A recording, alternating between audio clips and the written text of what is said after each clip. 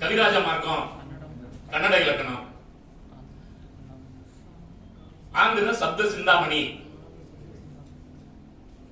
தெலுங்கு முதல் இலக்கணம். நீங்க பால வியாகரணமும் மற்ற இலக்கணமும் அந்த தெலுங்குல தான் இருக்கு, சான்ஸ்கிரிட்ல தான் இருக்கு.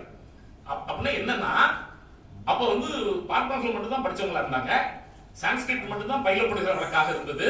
அதில் மட்டும்தான் அவங்களால இலக்கணத்தை எழுத முடிந்தது, வேற யாராலும் எழுத முடியல. பிராகிருதத்துல இருந்து தான் இங்கிலீஷுக்கு போய் இங்கிலீஷ்ல இருந்து தான் கதா சப்தசதி தமிழுக்கு வருது. தமிழ்ல ஒரு மிகச்சிறந்த மொழிபெயர்ப்பாளர் மு. ஜெகநாத ராஜா, நல்ல அறிஞர், எல்லாம் ஆல்ரெடி நடித்திருப்பார். நான் கூட பல கருத்தரங்கள்ல பங்கேற்று இருக்கேன். மு. ஜெகநாத ராஜா கதா சப்தசதி பிராகிருத்து தான் அது. அந்த பிராகிருத்துல இருந்து அவர் அந்த தமிழ் படுத்துறப்போ இங்கிலீஷ்ல இருந்தா நான் தமிழ் படுத்தினேன். ஒருத்தர் ஆந்திர நாட்டு அகநானூர்னு அதை தமிழ் படுத்தி இருக்காரு. இது நான் ரொம்ப புறம்போக்கு போறணும்னு எனக்கு யோசனையா இருக்கு. படத்தை விட்டுட்டு நம்ம வந்து படம் வேற. ஏன் நான் அதை குறிப்பிட்டு காட்டுறேன் அப்படின்னா, அந்த ஆந்திர நாட்டு அகநானூறு அல்லது அந்த கதாசப்த செய்தியில பாத்தீங்கன்னா தமிழ் பண்பாட்டுக்கு முரணான செய்திகள் நிறைய இருக்கும். அது ஒண்ணு சுட்டி காட்டிடுறேன். தலைவி நாயை பார்த்து பேசுவா, அங்க திணைத்துறை விளக்கம் எல்லாம் கிடையாது. என்ன சொல்லுவானா, அந்த நாயை பார்த்து நீ ரொம்ப நல்ல நாயே, நான் உனக்கு தினம் நல்ல சாப்பாடு போடுறேன், ஏன்னா என்னுடைய தெற்கு புருஷன் வர்றப்ப வந்து குலைக்காம அமைதியா இருக்க, என் புருஷன் குலசியை எழுப்பி விட்டுறாருமா. அதை சொல்லிட்டு ஜெகநாத ராஜா சொல்லுவாரு, 1600 பாட்டு இருக்கு, என்னால 600 தான் மொழிபெயர்க்க முடியுது, அதுக்கு மேல என்னால மொழிபெயர்க்க முடியல. நான் மொழிபெயர்த்தனா என்ன ஒரு மாதிரி தமிழ்நாடு.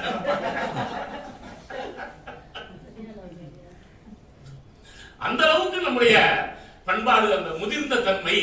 அதனாலதான் நம்ம செவியல் இலக்கியம், செவியல் சமூகம், classical culture, classical literature, classical language, classical civilization, இதெல்லாம் நம்ம வந்து செவியல் தன்மை உடையது அப்படின்னு சொல்றோம் நண்பர்களே. இப்ப நம்ம விஷயத்துக்கு வந்துருவோம். ஐரோப்பியர்களை பொறுத்தவரை அவரை நான் பார்க்கிறேன். அவருக்கு பிறகு இவங்கெல்லாம் சந்திச்ச சிக்கல்கள் நிறைய, அதையும் நம்ம வந்து கவனத்தில் கொள்ளணும். அவங்க வந்து அவ்வளவு எளிதா வந்து, அதாவது இதை நம்ம வந்து வீரமாமுனிவருக்கு முன்னைய இலக்கணங்கள், வீரமாமுனிவர் காலத்துல எழுதப்பட்ட சீகன்பால்கர் எழுதியது, கிராமட்டிக்கா அப்சர்வனான் வால்டர் எழுதியது, இதெல்லாம் வீரமாமுனிவர் 17ஆம் நூற்றாண்டு 18ஆம் நூற்றாண்டுல எழுதிய இலக்கணங்கள், அந்த காலத்து இலக்கணங்கள். அப்புறம் அதுக்கப்புறம் வீரமாமுனிவருக்கு பிறகு நம்ம வந்து அவசியம் நம்ம தமிழர்கள் வந்து கொண்டாட வேண்டிய, நாம் மக்களுக்கு அறிமுகப்படுத்த வேண்டிய ஒரு மாமனிதர் இந்த டேனியல் எட்வர்ட் கிண்டர்ஸ்லி. இந்த டேனியல் எட்வர்ட் கிண்டர்ஸ்லியை நாம ஏன் தலையில தூக்கி வச்சுட்டு கொண்டாடணும் அப்படின்னா, அப்போ ராயல் ஏசியாட்டிக் சொசைட்டி இருக்கு. அப்போ ஜோன்சன் ஒரு பெரிய நீதிபதி கல்கத்தால இருக்காரு. அவர் தான் சான்ஸ்கிரிட்டை பத்தி ஊருப்பட்ட புத்தகம் எழுதி எல்லாத்தையும் மொழிபெயர்த்து, அவர் புத்தகத்தை மையமா வச்சுதான் இந்தியன் நாட்டுடைய கான்ஸ்டிடியூஷன் இன்னைக்கு இருக்கு. மனுநீதி மற்றதெல்லாம் ஐரோப்பியர்களுக்கு சான்ஸ்கிரிட் வளமையானதுன்னு சொன்னவர் அவர் தான். Journal of Royal Asiatic Society. அந்த இதழ்ல நீங்க எழுதுறதெல்லாம் பொய், இந்திய மொழிகள் எல்லாம் ஒண்ணு வந்து சான்ஸ்கிரிட்ல இருந்து பிறக்கல, திராவிட மொழி குடும்பம்னு ஒண்ணு இருக்கு, சவுத் இந்தியன் லாங்குவேஜஸ் இருக்கு, இந்த சவுத் இந்தியன் லாங்குவேஜஸ் எல்லாம் தமிழ்ல இருந்து பிறந்தது. கால்டுவெல் 1856 நண்பர்களே, எல்லிஸ் 1810 நண்பர்களே, கிண்டர்ஸ்லி 1794. 1794 லண்டன்ல போய், அதாவது இங்க இருந்து 2-3 முறை போயிட்டு வர்றாரு. இங்க இருந்து லண்டனுக்கு போய் அங்க தன்னுடைய நூல் அச்சிட்டு ஸ்பெசிமென்ஸ் ஆஃப் ஹிந்து லிட்டரேச்சர், அந்த புத்தகத்துக்கு பேரு ஸ்பெசிமென்ஸ் ஆஃப் ஹிந்து லிட்டரேச்சர். இந்த புத்தகத்துல உங்களுக்கு அதெல்லாம் போட்டிருக்காங்க. அந்த முதல் பக்கத்தை specimens of Hindu literature consisting of translations by NE. Kindersley. இந்த கிண்டர்ஸ்லி தான் 1794 லண்டன்ல இதை அச்சிடுகிறார். அப்போ உலகத்துக்கு ஆங்கிலத்தின் வழியா, அதுக்கு முன்னாடியே வந்து வீரமாமுனிவர் லத்தீன் வழியா போயிடுச்சு, ஆங்கிலத்தின் வழியாக சென்றது கிண்டர்ஸ்லி தான். அதை விட இந்த தமிழ் வழி சிந்தனை, தமிழ் வழி சிந்தனையாளர்கள், நான் ஒரு பட்டியலே சொல்றது, தொல்காப்பியத்துக்கு அப்புறம் நன்னூலார் தான், எழும்பூர்னர் இடையில. நீங்க வந்து வீர சோழியம் அதெல்லாம் வந்து முழுக்க முழுக்க பாலியில இருந்து பேசுற இலக்கணம் ஒன்னும் நமக்கு விளங்காது, இலக்கண குத்து விளங்காது, பிரயோக விவேகம் விளங்காது. காரணம் என்னன்னா, இலக்கண குத்தும் பிரயோக விவேகமும் நீங்க வந்து காரகா தேதிங்கும் விபக்தி இலக்கணங்கும் அங்க சொல்ற ஒவ்வொரு வார்த்தையும் அழிதொகைங்கும் அழியா தொகைங்கும் எல்லாத்தையும் சொல்லிட்டு போவோம். முருகன் வந்தான்னா நம்ம ஆண்பால் வினைமுற்று எல்லாம் பேராசிரியர் தெரியும் உங்களுக்கு. இது வந்து வந்தாலும் இது இன்னும் இது இல்லு வேறுபடுத்தாலும் இந்த வேற்றுமை உருவமாங்க. நம்ம எதை பால்காட்டு விகுதின்னு சொல்றோமோ அதை வேற்றுமை உருவம் சொல்லுவாங்க. அதான் அஷ்டாத்தியாயி, அதான் கச்சாயனம், அதான் கயாதரம். நீங்க நம்மிடம் இருக்கக்கூடிய அந்த முதிர்ந்த இலக்கணம், நம்மிடம் இருக்கக்கூடிய அந்த செவியல் தன்மை, அதான் நாங்க செவியல் தன்மைன்னு அடிக்கடி சொல்றது. நீங்க இங்க இருந்து வேற்றுமை உறுப்ப முடிஞ்ச அளவு கொண்டு போற முயற்சி பண்ணி இருக்காங்க, முடியல. இப்ப நீங்க ஐங்கிற வேற்றுமை உறுப்பு, ரெண்டாம் வேற்றுமை உறுப்பு, உயர்தனிக்கிறது தான், அகிர்ணிக்கிறது தான், ஆண்பாலுக்கு தான், பெண்பாலுக்கு தான், தன்மைக்கு தான், முன்னிலைக்கு தான், படற்கைக்கு தான் நமக்கு தெரியும். ஆமா, சிக்கலே இல்ல அதுல நமக்கு. புத்தகத்தை படித்தேன் அகிர்நிலையும் வரும், முருகனை பார்த்தேன் உயர்ந்த நிலையும் வரும், முருகனை பார்த்தான்னு படற்கையிலையும் வரும், முருகனை பார்த்தனன்னு சொன்னா பலவின்பாலையும் அது வரும். அங்க அப்படி கிடையாது. பாலுக்கு வேற்றுமை உறுப்பு மாறும், தன்மைக்கு வேற்றுமை உறுப்பு மாறும், முன்னிலைக்கு வேற்றுமை உறுப்பு மாறும். ஒருமைக்கு ஒண்ணு, பன்மைக்கு ஒரு வேற்றுமை உறுப்பு இருக்கும். அப்போ அதனாலதான் நான் சொல்வேன், காண்டுகளுக்கே தவறான தரவுகள் தான் கொடுக்கப்பட்டிருந்தன. சான்ஸ்கிரிட்ல இருந்து அந்த 8 வேற்றுமைங்கிற பாகுபாடு தமிழுக்கு வந்துச்சு. நிச்சயமா இல்ல. அப்படின்னா நம்மளுக்கு இருக்கக்கூடிய இந்த வேற்றுமை இலக்கணத்தை பூரா நம்ம அப்படியே அங்க கொண்டு போக முடிஞ்சிச்சானா கொண்டு போக முடியல. அப்போ சான்ஸ்கிரிட்ட பாத்தீங்க வந்து இதெல்லாம் இருந்திருக்கணும். நான் அடிக்கடி சொல்றது உண்டு, அது ஒரு இந்தோ ஐரோப்பிய மொழி குடும்பத்து மொழி சான்ஸ்கிரிட். நம்ம திராவிட மொழி குடும்பத்து மொழி. லத்தீன் இந்தோ ஐரோப்பியம், ஜெர்மன் இந்தோ ஐரோப்பியம், பிரெஞ்சு இந்தோ ஐரோப்பியம். அங்க எங்கேயாவது குறில் நெடில் வேறுபாடு இருக்கா? எங்கேயும் குறில் நெடில் வேறுபாடு கிடையாது. ஏன் சான்ஸ்கிரிட்ல குறில் நெடில் வேறுபாடு வந்துச்சு? பிராகிருத்துங்கிற ஒரு மொழி இருந்துச்சு, அத பாவாணர் வந்து வட திராவிட மொழினே சொல்லுவாரு. நீங்க நம்ம இந்த திராவிட மொழியை பாகுபடுத்துறதுல ஐரோப்பிய வழி சிந்தனையாளர்கள் வேற, தமிழ் வழி சிந்தனையாளர்கள் வேற. நீங்க ஒரு பொற்கோவோ, ஒரு சேவை சண்முகமோ, ஒரு அகத்திலிங்கமோ அத வட திராவிட மொழின்னு சொல்ல மாட்டாங்க. நீங்க தமிழ்ல வந்து இத வந்து வட திராவிட மொழி அப்படின்னு அவர் ஏன் சொல்லுவார்னா, இங்க இருக்கிற மாதிரி அங்க வேற்றுமை இருக்கு, இங்க இருக்கிற மாதிரி அங்க திணைப்பால் கோட்பாடு இருக்கு, இங்க இருக்கிற மாதிரியே அங்க வந்து ஐம்பால் பாகுபாடு இருக்கு. அப்ப அந்த ஒருமை இருமை மும்மைங்கிறது தான் சான்ஸ்கிரிட். சிங்குலர் டூயல் ப்ளூரல் தான் சான்ஸ்கிரிட். தமிழ்ல வந்து சிங்குலர் ப்ளூரல் இருக்கு, அது பிராகிருத்தில் இருக்கு. ஏன் பிராகிருத் வந்து வட திராவிட மொழி? அப்ப இந்த வட திராவிட மொழி ஆகிய பிராகிருத்தை வச்சுதான் சான்ஸ்கிரிட் போகுது. ஏன் இதை நான் வலியுறுத்துறேன்னா, சாகுந்தல நாடகத்தை அவங்க அரங்கேற்றப்பெல்லாம் சான்ஸ்கிரிட்ல ஆண்கள் பேசுவாங்க, பெண்கள் பிராகிருத்துல பேசுவாங்க, சூத்திரர்கள் பிராகிருத்துல பேசுவாங்க, பஞ்சமர்கள் பிராகிருத்துல பேசுவாங்க. அப்போ இந்த பிராகிருத்துல இருந்து எழுத்துக்களையும் சொற்களையும் வாங்கிதான் வேத மொழி மாதிரி சான்ஸ்கிரிட் இருக்குது. இன்னும் நீங்க நல்லா தெளிவா தெரிஞ்சுக்கணும், லாங்குவேஜ் ஆஃப் வேதா வேற, சான்ஸ்கிரிட் லாங்குவேஜ் வேற. வேதம் சமஸ்கிருத மொழியில் இல்லை, நான் சொல்லல. AB Keith, head of the department of Sanskrit, Oxford university சொல்றாரு. ஏபி கெய்த் அவர் எழுதியிருக்க புத்தகம் ஹிஸ்டரி ஆஃப் சான்ஸ்கிரிட். அவர் ஹிஸ்டரி ஆஃப் சான்ஸ்கிரிட்ல சொல்றாரு, இது வந்து வேத மொழி வேறு, சான்ஸ்கிரிட் வேறு. சான்ஸ்கிரிட்ல தான் உபநிடதங்கள் இருக்கு, சான்ஸ்கிரிட்ல தான் மனுநீதி இருக்கு, சான்ஸ்கிரிட்ல தான் ராமாயணம் இருக்கு, சான்ஸ்கிரிட்ல தான் மகாபாரதம் இருக்கு. ஆனா வேதம் எதுல கிடையாது? சான்ஸ்கிரிட்ல கிடையாது. ஏன்னா அந்த ரிக்கி சாம அதர்வனம்லாம் அவங்க அந்த சிந்து நதிக்கு அந்த பக்கம் இருக்கிறப்பவே எழுதிடுறாங்க. இங்க வந்ததுக்கு அப்புறம் இந்த பிராகிருத்து கலக்குது, கலந்ததுக்கு அப்புறம் இப்ப எப்படி தமிழ்ல இருந்து மலையாளம் போச்சு அது மாதிரி இது வேற மொழி ஆயிடுது. அப்ப சான்ஸ்கிரிட் வேற, பிராகிருத்து வேறன்னு ஆயிடுது. அப்ப வேத மொழியில் இருக்கக்கூடிய இலக்கணம் இருக்கு, இதுக்கு பொருந்தாது. அஷ்டாத்தியாயியே சான்ஸ்கிரிட்டுக்கான இலக்கணமே தவிர வேத மொழிக்கான இலக்கணம் இல்ல. யாஸ்கருடைய நிறுத்தாகுதே அது வந்து ஒரு சொற்பட்டியல், தமிழ் மொழிபெயர்த்து போட்டிருக்காங்க, பல்கலைக்கழகங்கள் கிடைக்குது. நம்ம மதுரை பல்கலைக்கழகத்தில் அடிக்கடி எடுத்து வாசிக்கிறது உண்டு. இப்ப எப்படி நம்ம குறிச்சொல்லியல்ல ஒரு சொல்லுக்கு வேறு சொல்லுக்கு பொருள் படிக்கிறோமோ அது மாதிரி சொல்லுக்கு சொல் பொருள் இருக்கிறது தான் யாஸ்கருடைய நிறுத்தா, சொற்பட்டியல். வேத மொழி, லாங்குவேஜ் ஆஃப் வேதா, அது வேற லாங்குவேஜ் ஆஃப் வேதா. எல்லா சான்ஸ்கிரிட் ஆத்தர்ஸும் நீங்க ஐரோப்பிய வல்லுநர்களும் அத தெளிவா என்னன்னு சொல்லுவாங்க, லாங்குவேஜ் ஆஃப் வேதான்னு தான் சொல்லுவாங்க. அவங்க சான்ஸ்கிரிட்னு சொல்லவே மாட்டாங்க. சார் பாணினியே சொல்றாரு சார், லேட் வேதா சொல்ற, இதுக்கு நாங்க விளக்கணம் வகுக்கலன்னு அவரே சொல்லிட்டு பாணினியே சொல்றாரு, வியாக்கரணத்திலேயே சொல்றாரு லேட் வேதான தனியா. அதுக்கு காரணம் அது வாய்மொழியாகவே இருந்ததுனால இருக்கலாம். அதுக்கெல்லாம் இல்ல, வேதங்கள் அது வந்து எழுதப்படல, ரிட்டன் ஸ்கிரிப்ட் இல்லையா இருக்கு. நீங்க ஏன்னா கல்லூரியில பேராசிரியரா இருக்கேன். எங்க கல்லூரியில சான்ஸ்கிரிட் 1844 இருந்து பாடமா இருக்கு. ஏன்னா சான்ஸ்கிரிட் படிச்சாதான் நீங்க டிகிரியே படிக்க முடியும். 1844 ஆமா. நீங்க அதை பத்தி நாங்க கொஞ்சம் பேசணும். ஏன்னா எப்படி இந்த நிறுவனங்கள் தமிழறிஞர்களை வளர்த்தன ஒரு சாப்டர் நான் ஒதுக்கி வச்சிருக்கேன். அதுக்கு எப்படி இந்த விலைக்காரர்கள் காரணமா இருந்தாங்க அப்படின்னு. இந்த 1844 எங்க லைப்ரரியில புத்தகங்கள் இருக்கு. நான் பல புத்தகங்களை எங்க கல்லூரி நூலகத்துல எடுத்துட்டு பேசுறேன். எனக்கு அறிவு கொடுத்தது நான் தினம் வணங்குறது எங்க கல்லூரியை தான். வந்து அங்க வந்து சான்ஸ்கிரிட் புத்தகம் அப்பவும் பாலப்பாடம் 1, 2, 3 போடுறாங்க. 1950 வரையிலும் கிரந்தத்தில் இருக்கும். 1950 வரையிலும் கிரந்தத்தில் இருக்கும். 1950க்கு பிறகுதான் தேவநாகரியில் இருக்கும். அப்போ சான்ஸ்கிரிட் காந்தி வந்து இந்துஸ்தானி எழுதுவோம், தேவநாகரியில தமிழ் எழுதணும், தேவநாகரியில தெலுங்கு எழுதணும், தமிழ் எழுத்தெல்லாம் விட்டுறணும், தெலுங்கு எழுத்து கன்னடத்தெல்லாம் விட்டுறணும்னு காந்தி வந்து காந்தியுடைய மொழிக் கொள்கை தனி பெரிய அளவுல இன்ஃபுளுன்ஸ் பண்றாரு. எல்லாம் போயாண்டாங்க, காந்தி கொள்கையை ஏத்துக்கல. அதுக்கு அப்போ குஜராத்தி ஏத்துக்குச்சு, மராட்டி ஏத்துக்குச்சு. ரொம்ப நுட்பமா இதை கவனிக்கணும். மராட்டியோட எழுத்து மோடி எழுத்து. மராட்டி எழுத்துல ஒரு ரெக்கார்டு கூட இல்ல. நம்ம சரபோஜி நூலகத்துல, நம்ம சரஸ்வதி மாநில நூலகத்துல தான் மோடி ரெக்கார்ட்ஸ் கூட இருக்கு. மோடிங்கிற ஒரு எழுத்து வடிவம் இருந்ததே மராட்டியர்கள் மறந்து விட்டார்கள். தமிழ்நாடு காப்பாற்றி வைத்திருக்கிறது.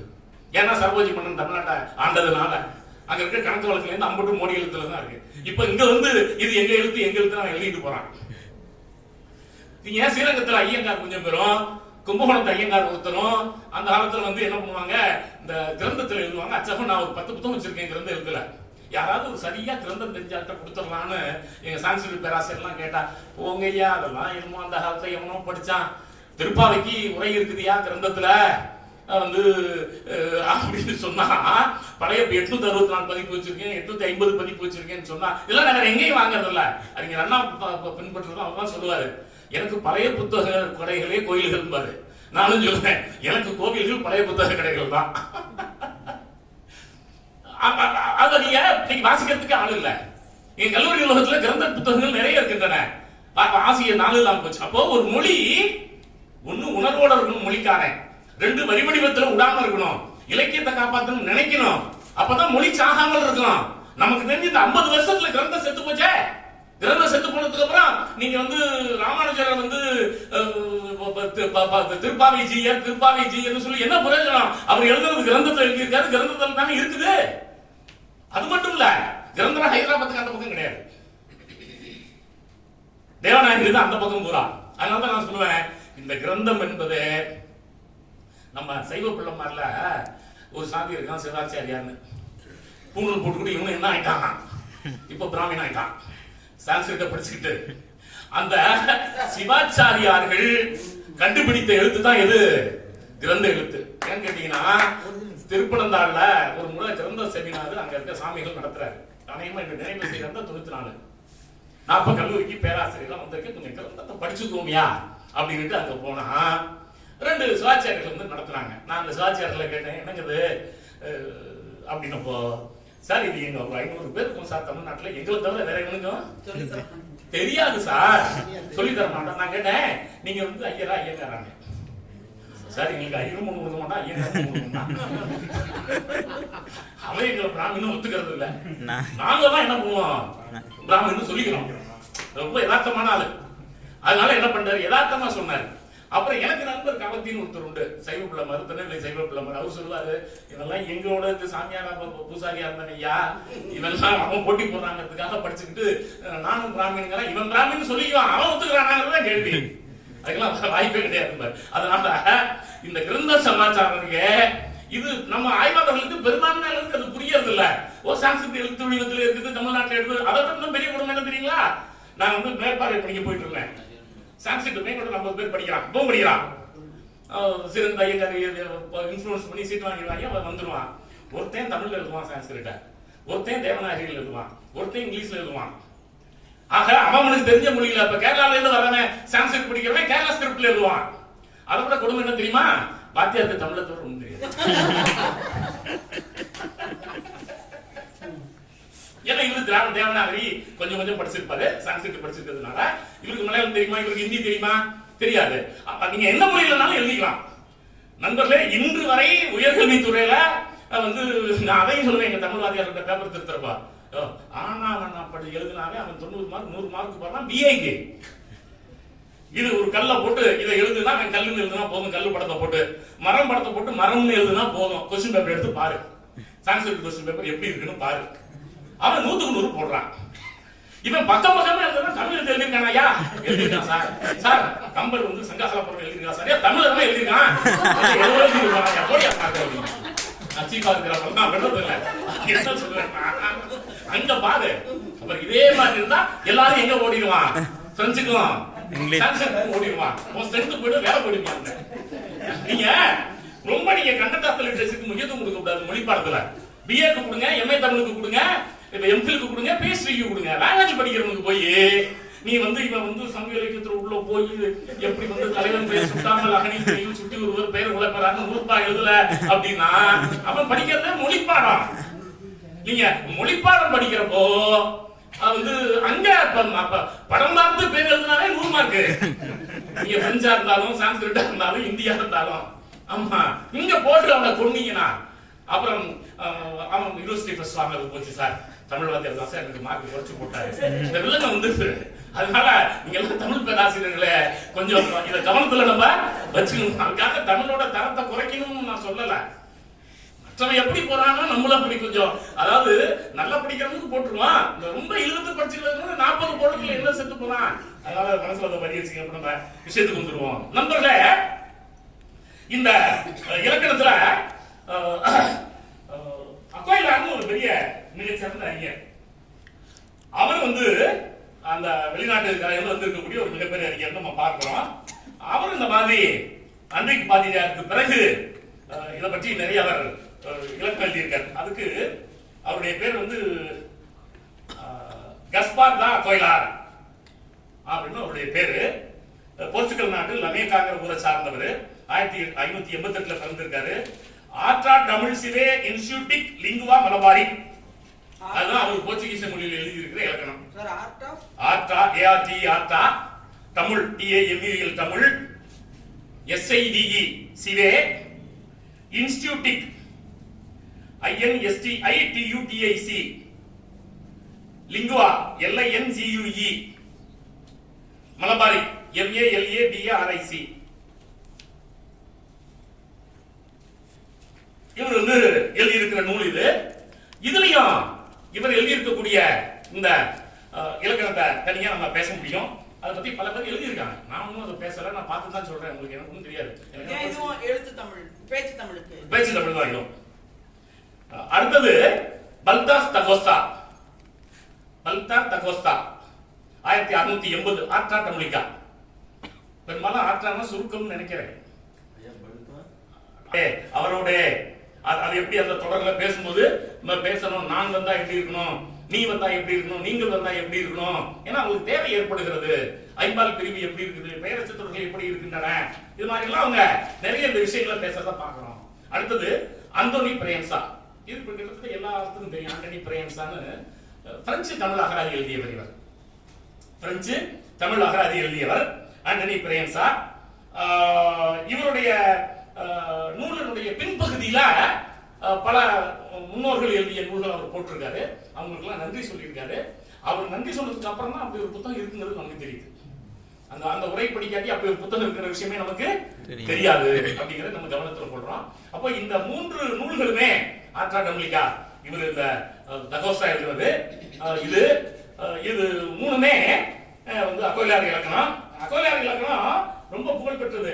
அவரை வந்து எங்க ஆளுல வந்து விட்டுருவாங்க. ஏன்னு கேட்டீங்கன்னா அவர் அப்பவே சேல்ஸ் சபை 38 வருஷம் சேல்ஸ் சபையில் இருந்துட்டு போங்கடான்னு திட்டிட்டு வெளியே போயிட்டாரு. அதனால வரலாறு கூட விட்டுட்டான். அப்புறம் இப்ப நம்ம வெளியில மற்ற அறிஞர்கள் எழுதுறதை வச்சுதான் அவருடைய வரலாறு நாம தெரிந்து கொள்ள முடிகிறது நண்பர்களே. இதையும் நாம கவனத்துல கொள்ள வேண்டும். அப்ப இந்த ஆண்டனி பிரேம்சா இலக்கணத்துக்கு பிறகுதான் பார்த்துல வீசிகன் பார்க்கு.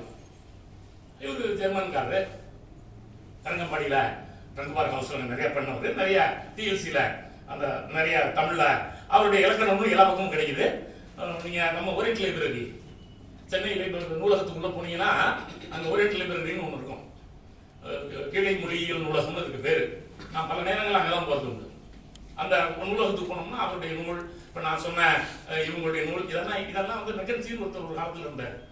அவர் நிறைய நூல்கள் பதிப்பிச்சார் 1838. அந்த மெக்கன்சி வந்து பெரிய ஒரு 30,000 புத்தகம் தொகுத்து வச்சிருந்தார். அப்பதான் வந்து ரொம்ப பணம் கொடுத்து அதை வாங்குவாங்க. நான் ஒரு உதாரணம் மட்டும் சொல்றது உண்டு. இந்த எலிஸ் இருக்காரே ரொம்ப பெரிய ஆளு. அவரு வந்து அவர்கிட்ட முத்துசாமி புலவர்னு ஒருத்தர் இருக்காரு. நீ போய் இந்த சுவடி எல்லாம் தேடிட்டு வையா அப்படிங்கிறாங்க. எங்க திருச்சி பக்கத்துல ஆவூர்னு ஒரு ஊர் இருக்கு. அது வந்து வீரமாமுனிவர் இருந்த இடம். அங்க ஒரு முதலியார் ஒருத்தர் தேமானி இருக்கு. அவர் எவ்வளவு கேட்கிறாரு? 300 ரூபாய் கேட்கிறாரு. சரி 300 ரூபாய் காசு கொடுத்து வாங்கிடுறாரு. அவரு வாங்கினது எப்போ? 1810. 1810 அந்த சோடி அவருக்கு கிடைக்குது. 1840 திருச்சி ஹார்ட் ஆஃப் த சிட்டில சென்ட் ஜோசப்ஸ் காலேஜ் இன்னைக்கு இருக்கிற 100 ஏக்கரை 1 ஏக்கர் 1 ரூபான்னு ஆற்காடு மாவட்ட ஜெஸ்டிஸ் வாங்குறாங்க. அன்னைக்கு 1 ஏக்கர் எவ்வளவு? 1 ரூபா. 300 ஏக்கர் 100 ஏக்கர் 100 ரூபா. ஹோலி கிராஸ் காலேஜ் 25 ஏக்கர் கொடுத்துட்டு அப்புறம் அம்மாவன் போப்போ 30 ஏக்கர் 40 ஏக்கர் தேர்ந்து வைங்களா. இப்போ இது நம்ம எப்ப நுணுக்கமா பாக்குறோம். 100 ரூபாய்க்கு 100 ஏக்கர் திருச்சியில வாங்கி இருக்கிற நேரத்துல 300 ரூபாய்க்கு தேம்பாவணின்னு ஒரு புத்தகத்தை ஒரு ஆள் கேட்டு வாங்கி இருந்தாங்கன்னா அப்போ ஒரு 300 ரூபாய்க்கு அந்த ஆள் இன்வெஸ்ட் பண்ணியிருந்தாங்கன்னா திருச்சியில அந்த ஆளுங்க பெரிய ஆள் எப்படி இருக்க முடியும்? ஒரு பொருளாதார ரீதியா நம்ம அதை பார்ப்போமே. பணம் கொடுத்து வாங்குறாங்க. அதெல்லாம் விட இதை பேசும்போது இதையும் சொல்லிட்டா நல்லதுன்னு நினைக்கிறேன். நீங்க சென்ட் ஜார்ஜ் கோட்டை காலேஜ்னு ஒன்று இருந்துச்சு. அதுக்கப்புறம் நியூ காலேஜ் வந்துச்சு. அப்பவே 1850 நியூ காலேஜ் வந்துச்சு. இன்னும் 200 வருஷம் அது என்ன காலேஜ் தான்? நியூ காலேஜ் தான். காரணம் முன்னாடியே ஒரு காலேஜ் அங்க இருக்குது. இந்த சென்ட் ஜார்ஜ் ஃபோர்ட் காலேஜ் மாதிரியே வில்லியம் ஃபோர்ட் காலேஜ் கல்கத்தால இருந்துச்சு. இந்த எல்லிஸ், இந்த கிண்டர்ஸ்லி, ஆண்டர்சன் இவங்க எல்லாம் அங்க படிச்சவங்க தமிழர். அப்போ தமிழாத்தியர் கூட அங்க சொல்லி கொடுக்குறாங்க. அதே மாதிரி கொச்சின்ல இந்த சேசபை பாதிரிமார்கள் ஒரு செமினரி வச்சிருந்தாங்க. செமினரினா பாதிரியாருக்கு படிக்கிறதுக்கு ஆட்களை தயார் பண்ற இடம். அங்க சொல்லி கொடுத்துருக்காங்க மொழிய. அப்போ ஒரு தமிழ் வாத்தியார் வச்சு சொல்லி கொடுத்துருக்காங்க. அப்போ எல்லிஸ் என்ன பண்றாரு? பிரிட்டிஷ் கவர்மெண்ட்டுக்கு ஒரு ரிப்போர்ட் கொடுக்குறாரு. அதையும் நம்ம நுணுக்கமா கவனிக்கணும். இங்க வந்து ஒரு காலேஜ் வேணும் அவசியம். அப்ப கிழக்கிந்திய கம்பெனி 1851 பிறகுதான் அந்த அம்மாட்ட விக்டோரியா மகாராணி கிட்ட கொடுக்குறாங்க. அதுக்கு முன்னாடி கிழக்கிந்திய கம்பெனி தான். கிழக்கிந்திய கம்பெனி உலகம் முறை எல்லாரும் படிக்கிறான், படிக்க முடியல அப்படின்னு ஒரு விண்ணப்பம் கொடுக்குறாரு. சரி உடனே அவங்க என்ன பண்றாங்க? சரி வந்து ஒரு சென்ட் ஜார்ஜ் கோட்டை காலேஜ் அப்படின்னு ஒரு காலேஜ் கொடுக்குறாங்க. அங்க ஒரு லைப்ரரி இருக்கு, ஒரு அச்சகம் இருக்கு. அங்கதான் வந்து கம்பராமாயணம் அச்சிடப்பட்டது. அங்கதான் வந்து திருக்குறள் முதல் அச்சிடப்பட்டது. அந்த சென்ட் ஜார்ஜ் ஃபோர்ட் பிரஸ் இருக்கே, அந்த காலேஜ் பிரஸ் இருக்கே, ரொம்ப புகழ் பெற்றது. நிறைய நூல்கள் அச்சாகி வந்தன. அது கூட முக்கியம் இல்ல, அவங்க ஒரு ட்ரஸ்ட் வச்சிருந்தாங்க. அப்ப 1000 வராகன் கொடுப்பாங்க. யார் யாருக்கு அந்த 1000 வராகன் கொடுத்தாங்க அப்படின்னு பாத்தீங்கன்னா, அப்ப சிதம்பரம் தேசிகர்னு ஒருத்தர் இருக்காரு. அவரை பத்தி சிதம்பரம் வாத்தியார்னு சொல்றாங்க. அவர் வந்து மனுவிருப்பத்தை தமிழ்ல மொழிபெயர்க்கிறாரு, கம்பராமாயண உத்தரகண்டத்தை தமிழ்ல மொழிபெயர்க்கிறாரு. அதுக்கு 1000 வராகன் அவருக்கு பரிசு கொடுக்குறாங்க 1814. இப்ப சென்ட் ஜார்ஜ் ஃபோர்ட் இருக்கு, அங்க இருந்த அந்த காலேஜ்ல வந்து அவர்தான் முதல் அச்சிடப்பட்ட நூலாசிரியர் சிதம்பரம் வாத்தியார் தான். அவருக்கு 1000 வராகன் கொடுக்கப்படுகிறது நண்பர்களே. ஆமா, அந்த 804 அதை கொடுத்ததுக்கு அப்புறம் 810 தான் அந்த காலேஜ் தொடங்குறாங்க. அதே போல தாண்டவராயன் முதலியார்னு ஒருத்தர் இருக்காரு. அதுதான் தொல்காப்பியத்தை பதிப்பிக்கிற ஒரு முதல் பதிப்பித்த ஆசிரியர்கள்ல ஒரு எழுத்துதிகாரம் நினைக்கிறேன் போட்டவர். இவர் எல்லிஸ் வந்து தன் நூல்ல நன்றியோட ஒரு 4 பேரை குறிப்பிடுவார். தாண்டவராயன் முதலியார் அடிக்கடி எழுதுவாரு. இவர் இலக்கண வினாவிடை 1820 போட்டிருக்காரு. இவங்களுக்கு எல்லாம் அப்பவே 600 ரூபாய் சம்பளம் கொடுத்துச்சு அந்த காலேஜ். நாம் மிக நுணுக்கமாக கவனிக்கணும். தமிழறிஞர்களை ஆதரித்தவர்கள் அன்னைக்கு இருந்த மன்னர்கள் இல்ல, கிழக்கிந்திய கம்பெனிக்காரன் இவங்க எழுதி வாங்கி லண்டன் கோர்ட்ல கேஸ் போட்டு அதுக்கு இன்னொரு சான்று சொல்றேன். ஏன்னா கிழக்கிந்திய கம்பெனி வியாபாரம் பண்ணதான் அவனுக்கு இதெல்லாம் சொல்லி கொடுக்கணும்னு அவசியம் இல்லை. அப்ப யார் அட்வொகேட் ஜெனரலா இருக்காரோ அவர்கிட்ட 70,000 கையெழுத்து போடுறாங்க. ஆண்டர்சன் ஒருத்தர் 70,000 கையெழுத்து வாங்கி இந்த மாதிரி வந்து வடநாட்டுலாம் நீங்க கல்கத்தாவில இங்கிலீஷ் ஸ்கூல் இருக்கு, இங்க ஒரு பள்ளிக்கூடம் இல்ல, இருட்டுல கிடக்குறோம் தமிழ்நாடு. இந்த மாதிரி கிழக்கிந்திய கம்பெனி நம்ம ஆட்சிக்கு கீழே ஒரு இடத்துல இருட்டுல தள்ளுதுன்னு 70,000 பேர்த்த கையெழுத்து வாங்கி அந்த அட்வொகேட் ஜெனரல் கேஸ் போடுறாரு லண்டன் கோர்ட்ல. கோர்ட் டைரக்ஷன் கொடுக்குது கிழக்கிந்திய கம்பெனியுடைய தலைவருக்கு, நீ உடனே ஒரு ஸ்கூல் தொடங்கணும்னு. அப்ப ஒரு பள்ளிக்கூடம் தொடங்குறாங்க கடற்கரையில. அதுதான் பிறகு இந்த பிரசிடென்சி காலேஜ். பிரசிடென்சி காலேஜினுடைய தோற்றுவாய் ஆண்டர்சன் இருக்கு. நாம் மிக நுணுக்கமாக கவனிக்க வேண்டும். அந்த ஆண்டர்சன் சொந்த பணத்தை போட்டு ஒரு பள்ளிக்கூடத்தை தொடங்குறாரு. ஆமா ஆமா, ஆங்கிலேயர் ஆண்டர்சன். ஆண்டு எனக்கு நினைவு சரியா இருந்தா 1804 இருந்து 5. சார் பேர் சொல்லுங்க சார். Anderson, ANDERSON. ஆண்டர்சன் அவர் அதிகாரியா வந்தவரா? அதிகாரி. ஆண்டர்சன்ங்கிற அதிகாரி. அவர் ஒரு பள்ளிக்கூடம் தொடங்குறாரு. பிறகு அது கல்லூரியா மாறுது. அதான் கிறிஸ்டியன் காலேஜ். கிறிஸ்டியன் காலேஜ் என்பது ஆண்டர்சன் தொடங்கிய பள்ளிக்கூடம். அவருடைய சொந்த பணத்துல. ஆமா, மெட்ராஸ்ல கிறிஸ்டியன் காலேஜ் தான் நான் சொல்றேன். மெட்ராஸ்ல மட்டும் தான் கிறிஸ்டியன் காலேஜ், வேற எங்கேயும் இல்ல. வெவ்வேறு பேர்ல இருக்கும். அந்த மெட்ராஸ்ல இருந்த கிறிஸ்டியன் காலேஜ் அவர் தொடங்குறாரு. அது மட்டும் இல்ல, வந்து ரிப்போர்ட் பண்ணி பிரசிடென்சி காலேஜ் இன்னைக்கு இருக்கே, அது பள்ளிக்கூடமா தொடங்குச்சே, வந்து அந்த ஆண்டர்சன், நான் பிறகு சொல்றேன். அத அப்ப வந்து அட்வொகேட்டுக்கு நல்ல தமிழ்ல நீங்க இந்த மாதிரி விவரங்கள் எல்லாம் யாரு நல்லா எழுதியிருக்காங்க நண்பர்கள் படிக்கணும். ஈராறு இயற்றமிழ் கட்டுரைகள் தமிழ் பல்கலைக்கழக வெளியீடு. ஈராறு இயற்றமிழ் கட்டுரைகள் தமிழ் பல்கலைக்கழக வெளியீடு. இதுல ஒரு கட்டுரை உள்ள வருது. என்ன கட்டுரை? இவர் வந்து நீ கந்தசாமி பிள்ளைன்னு பள்ளிகரங்கிற ஒரு ஊரை சார்ந்தவர். நீங்க தஞ்சாவூர்காரங்க இருந்தீங்கன்னா தெரியும். கால்டுவெல்லும் அவர் வாழ்ந்த காலமும். நீ கந்தசாமி பள்ளி பள்ளியகரம். நீங்க எல்லாம் தமிழ் பேராசிரியர்கள், உங்களுக்கு நான் இன்னொரு உண்மையும் சொல்லிடுறேன். அகரம்னு நம்ம ஊர்ல நிறைய ஊர்கள் இருக்கும். அந்த ஊர்களுக்கு பூரா அக்ரஹாரம் ஆயிடுச்சு. இன்னைக்கு போய் பாத்தீங்கன்னா அது பள்ளி அகரம் இல்ல, இன்னைக்கு பள்ளி அக்ரஹாரம். இந்த சூட்சுமம் நமக்கு தெரியணும். நீங்க அகரம்னு இருக்க ஊரை பூரா அக்ரஹாரம் ஆக்கிட்டாங்க. அது நான் மிக எச்சரிக்கையா இருந்தேன். ஏன்னா எனக்கே தெரியாது. நான் இந்த கட்டுரையை படிக்கிறப்பதான் பள்ளி அகரஹாரம் நீக்கத்த சாமி பிள்ளை, பள்ளி அகரஹாரம் நீக்கத்த சாமி பிள்ளை. நான் திருவையாறுல படிச்சேன். எனக்கு பள்ளி அகரஹாரம் பல தடவை போயிருக்கேன். அப்பதான் எனக்கு அது தெரியும். இப்ப என்னன்னா பள்ளி அகரம்னு அவர் போட்டிருக்காரு. இது 1900 காலங்கள்ல வந்து கட்டுரை. 1900 அந்த 850களில் நடந்த நிகழ்வுகள், அந்த 810 நடந்த நிகழ்வுகள் அழகா எழுதுறாரு. அவர்தான் ஆண்டர்சன் எழுதுறாரு. 70,000 பேர் கையெழுத்து வாங்கி அனுப்பிச்சாரு. இந்த 2 நிறுவனமும் அவரால் தொடங்கப்பட்டது அப்படிங்கிற விஷயம் நண்பர்களே. இப்ப நான் சொல்ல வருது என்னன்னா, அந்த நூல் ஆசிரியர் பேர் என்னங்க? கட்டளை கற்புனி கந்தசாமில ஆசிரியர் வந்து நம்ம ராமச்சந்திரன் ஐயா தான். இந்த பேர் தீனா ராமச்சந்திரன் சேக்கலா அடிப்பொடி அவர்தான் வெளியிட்டு இருக்காரு. இப்போ அந்த சென்ட் ஜார்ஜ் ஃபோர்ட் காலேஜ் வந்ததுனால தமிழுக்கு என்ன நன்மை கிடைத்தது? தமிழ் புத்தகம் எழுத வேண்டியிருந்துச்சு. கிட்டத்தட்ட ஒரு 13 ஆசிரியர்களுக்கு அவங்க சம்பளம் தராங்க. அந்த கல்லூரியில தமிழ் மொழியை ஐரோப்பியர்களுக்கு கற்பிக்கிறதுக்கு அந்த 13 பேருமே தனித்தனியா நூல் எழுதி தனித்தனியா அங்கேயே அச்சு போட்டு பெரிய தமிழுக்கு வந்து வளமை சேர்க்கிறார்கள். அதுக்கு காரணம் அந்த நிறுவனம். ஒரு நிறுவனம் இருந்தா எப்படி வரும் அப்படிங்கறத நம்ம நுணுக்கமா கவனிக்கிறோம். ஆமா, நம்ம உங்களுக்கு தெரியும். தாண்டவராய முதலியார் சொல்லிட்டேன் நானு, தொல்காப்பிய பதிப்பு போட்டோம்னு. தாண்டவராய முதலியார் இலக்கண வினாவிடை 1820 அங்கேயே அச்சு போடுறாரு. அவருக்கு முன்சி தாண்டவராய முதலியார். முன்சின்னா வாத்தியார் அர்த்தம், டீச்சர் அர்த்தம் சான்ஸ்கிரிட்ல. அப்ப முன்சின்னு தான் சொல்லுவாங்க. நீங்க முன்சியா இருக்கீங்களா வாத்தியாரா இருக்கீங்களான்னு அர்த்தம் தெரியும் நண்பர்களுக்கு. ராமானுஜ கவிராயருடைய நன்னூல் உரை பார்த்திருப்பீங்க. பொருள் பெற்ற இலக்கண வல்லுநர் ராமானுஜ கவிராயர். அவரை இலக்கிய கடல்னே சொல்லுவாங்க. மிகச்சிறந்த சைவறிஞர். அவர் நேரடியா சிவஞான முனிவர்கிட்ட படிச்சவர். ராமானுஜ கவிராயர் சிவஞான முனிவருடைய சீடர்னு நீ கந்தசாமி பிள்ளை சொல்றாரு. அவரு நன்னூல் உரை எழுதியிருக்காரு. பல புத்தகங்கள் போட காரணமா இருந்திருக்காரு. அவர் வந்து இந்த எல்லிஸ் வந்து அவரை தன்னுடைய ஆசிரியரா நினைக்கிறாரு. தான் தமிழ் கற்ற அறிஞர்கள் ஒருத்தர் சாமிநாத பிள்ளை, ஒருத்தர் ராமானுஜ கவிராயர் சொல்றாரு. அவருக்கு நல்ல சம்பளம் கொடுத்து வச்சிருக்கேன். அப்ப அதான் தமிழ் வாழுதார். ராமச்சந்திர கவிராயர் ஒருத்தர் எலிசி துறையை புகழ்ந்து புத்தகம் எழுதியிருக்காரு. அவர் எழுதியிருக்கக்கூடிய அந்த பாடல்லாம் நம்ம உங்களுக்கு தெரியும். எலிசை பற்றி நம்ம ஒரு பெரியப்பா கிணறு ஒரு 20 கிணறு தோன்றாரு. திருவள்ளுவர் கேணி, திருவள்ளுவர் காசு, அதெல்லாம் நீங்க படிச்சிருக்கீங்க. தெரிஞ்சு சொன்னதை திருப்பி சொல்ல வேண்டாம். அவர் மேல இவர் நூல் எழுதியிருக்காரு. யாரு? ராமச்சந்திர கவிராயர். எல்லுசி துறை பேர்ல புத்தகம் எழுதியிருக்காரு. 1824 சதுரகராதியை வெளியிட்டவர் ராமச்சந்திர கவிராயர். 1824 முத சதுரகராதி வெளி வந்தப்போ அதை வெளியிட்டவர் ராமச்சந்திர கவிராயர். அதாவது எல்லிஸ் தான் வெளியிடுறாரு. சரிபார்த்து அவருக்கு உதவி பண்ணி செஞ்சு கொடுத்தவர் இவரு. முத்துசாமி பிள்ளைன்னு ஒருத்தர். இவர் பாண்டிச்சேரிக்காரு. தேம்பாவணி 3 காண்டத்தையும் வெளியிட்டவர். வீரமாமுனிவர் உரையோட பாண்டிச்சேரியில வந்து அப்பவே தமிழ் சுவடிகள் திரட்டியவர். வீரமாமுனிவர் வாழ்க்கை வரலாறு, the life sketch of father பெஸ்கின் ஆங்கிலத்துல புத்தகம் போட்டிருக்கிற தமிழ் பேராசிரியர் முத்துசாமி பிள்ளை பத்தி உங்களுக்கு தெரியும். இவர் தான் அந்த ஆவூர்ல 300 ரூபாய் காசு கொடுத்து ஓலைச்சுவடியை வாங்கிட்டு வந்து கொடுத்தார்.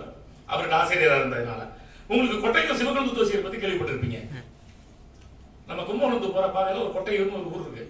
ஆமா, அவங்க தந்தையார் பெரிய அறிவாளி. அவங்க தாத்தா தான் வைத்தியநாத தேசிகர். இலக்கண விளக்கம் வைத்தியநாத தேசிகர். இலக்கம் வைத்தியநாத தேசிகருடைய கொள்ளு பேர்னா 3வது தலைமுறை தான் இந்த கொட்டைக்குறிச்சியில் கொழுந்து தேசிகர். இவர் தான் சர்வோஜி மன்னனுடைய அரசவை கவிஞராக இருந்தவர் பிற்காலத்தில். சரேந்திர பூபால குறவஞ்சி, சரபேந்திர பூபால குறவஞ்சி அவர் எழுதிய புகழ்பெற்ற குறவஞ்சி நூல் வந்து இவர் வந்து அந்த சென்ட் ஜார்ஜ் போர்ட் காலேஜில் இருக்கிறாரு. நிறைய நூல்களை பதிப்பிக்கிறதுக்கு காரணமாக இருக்காரு.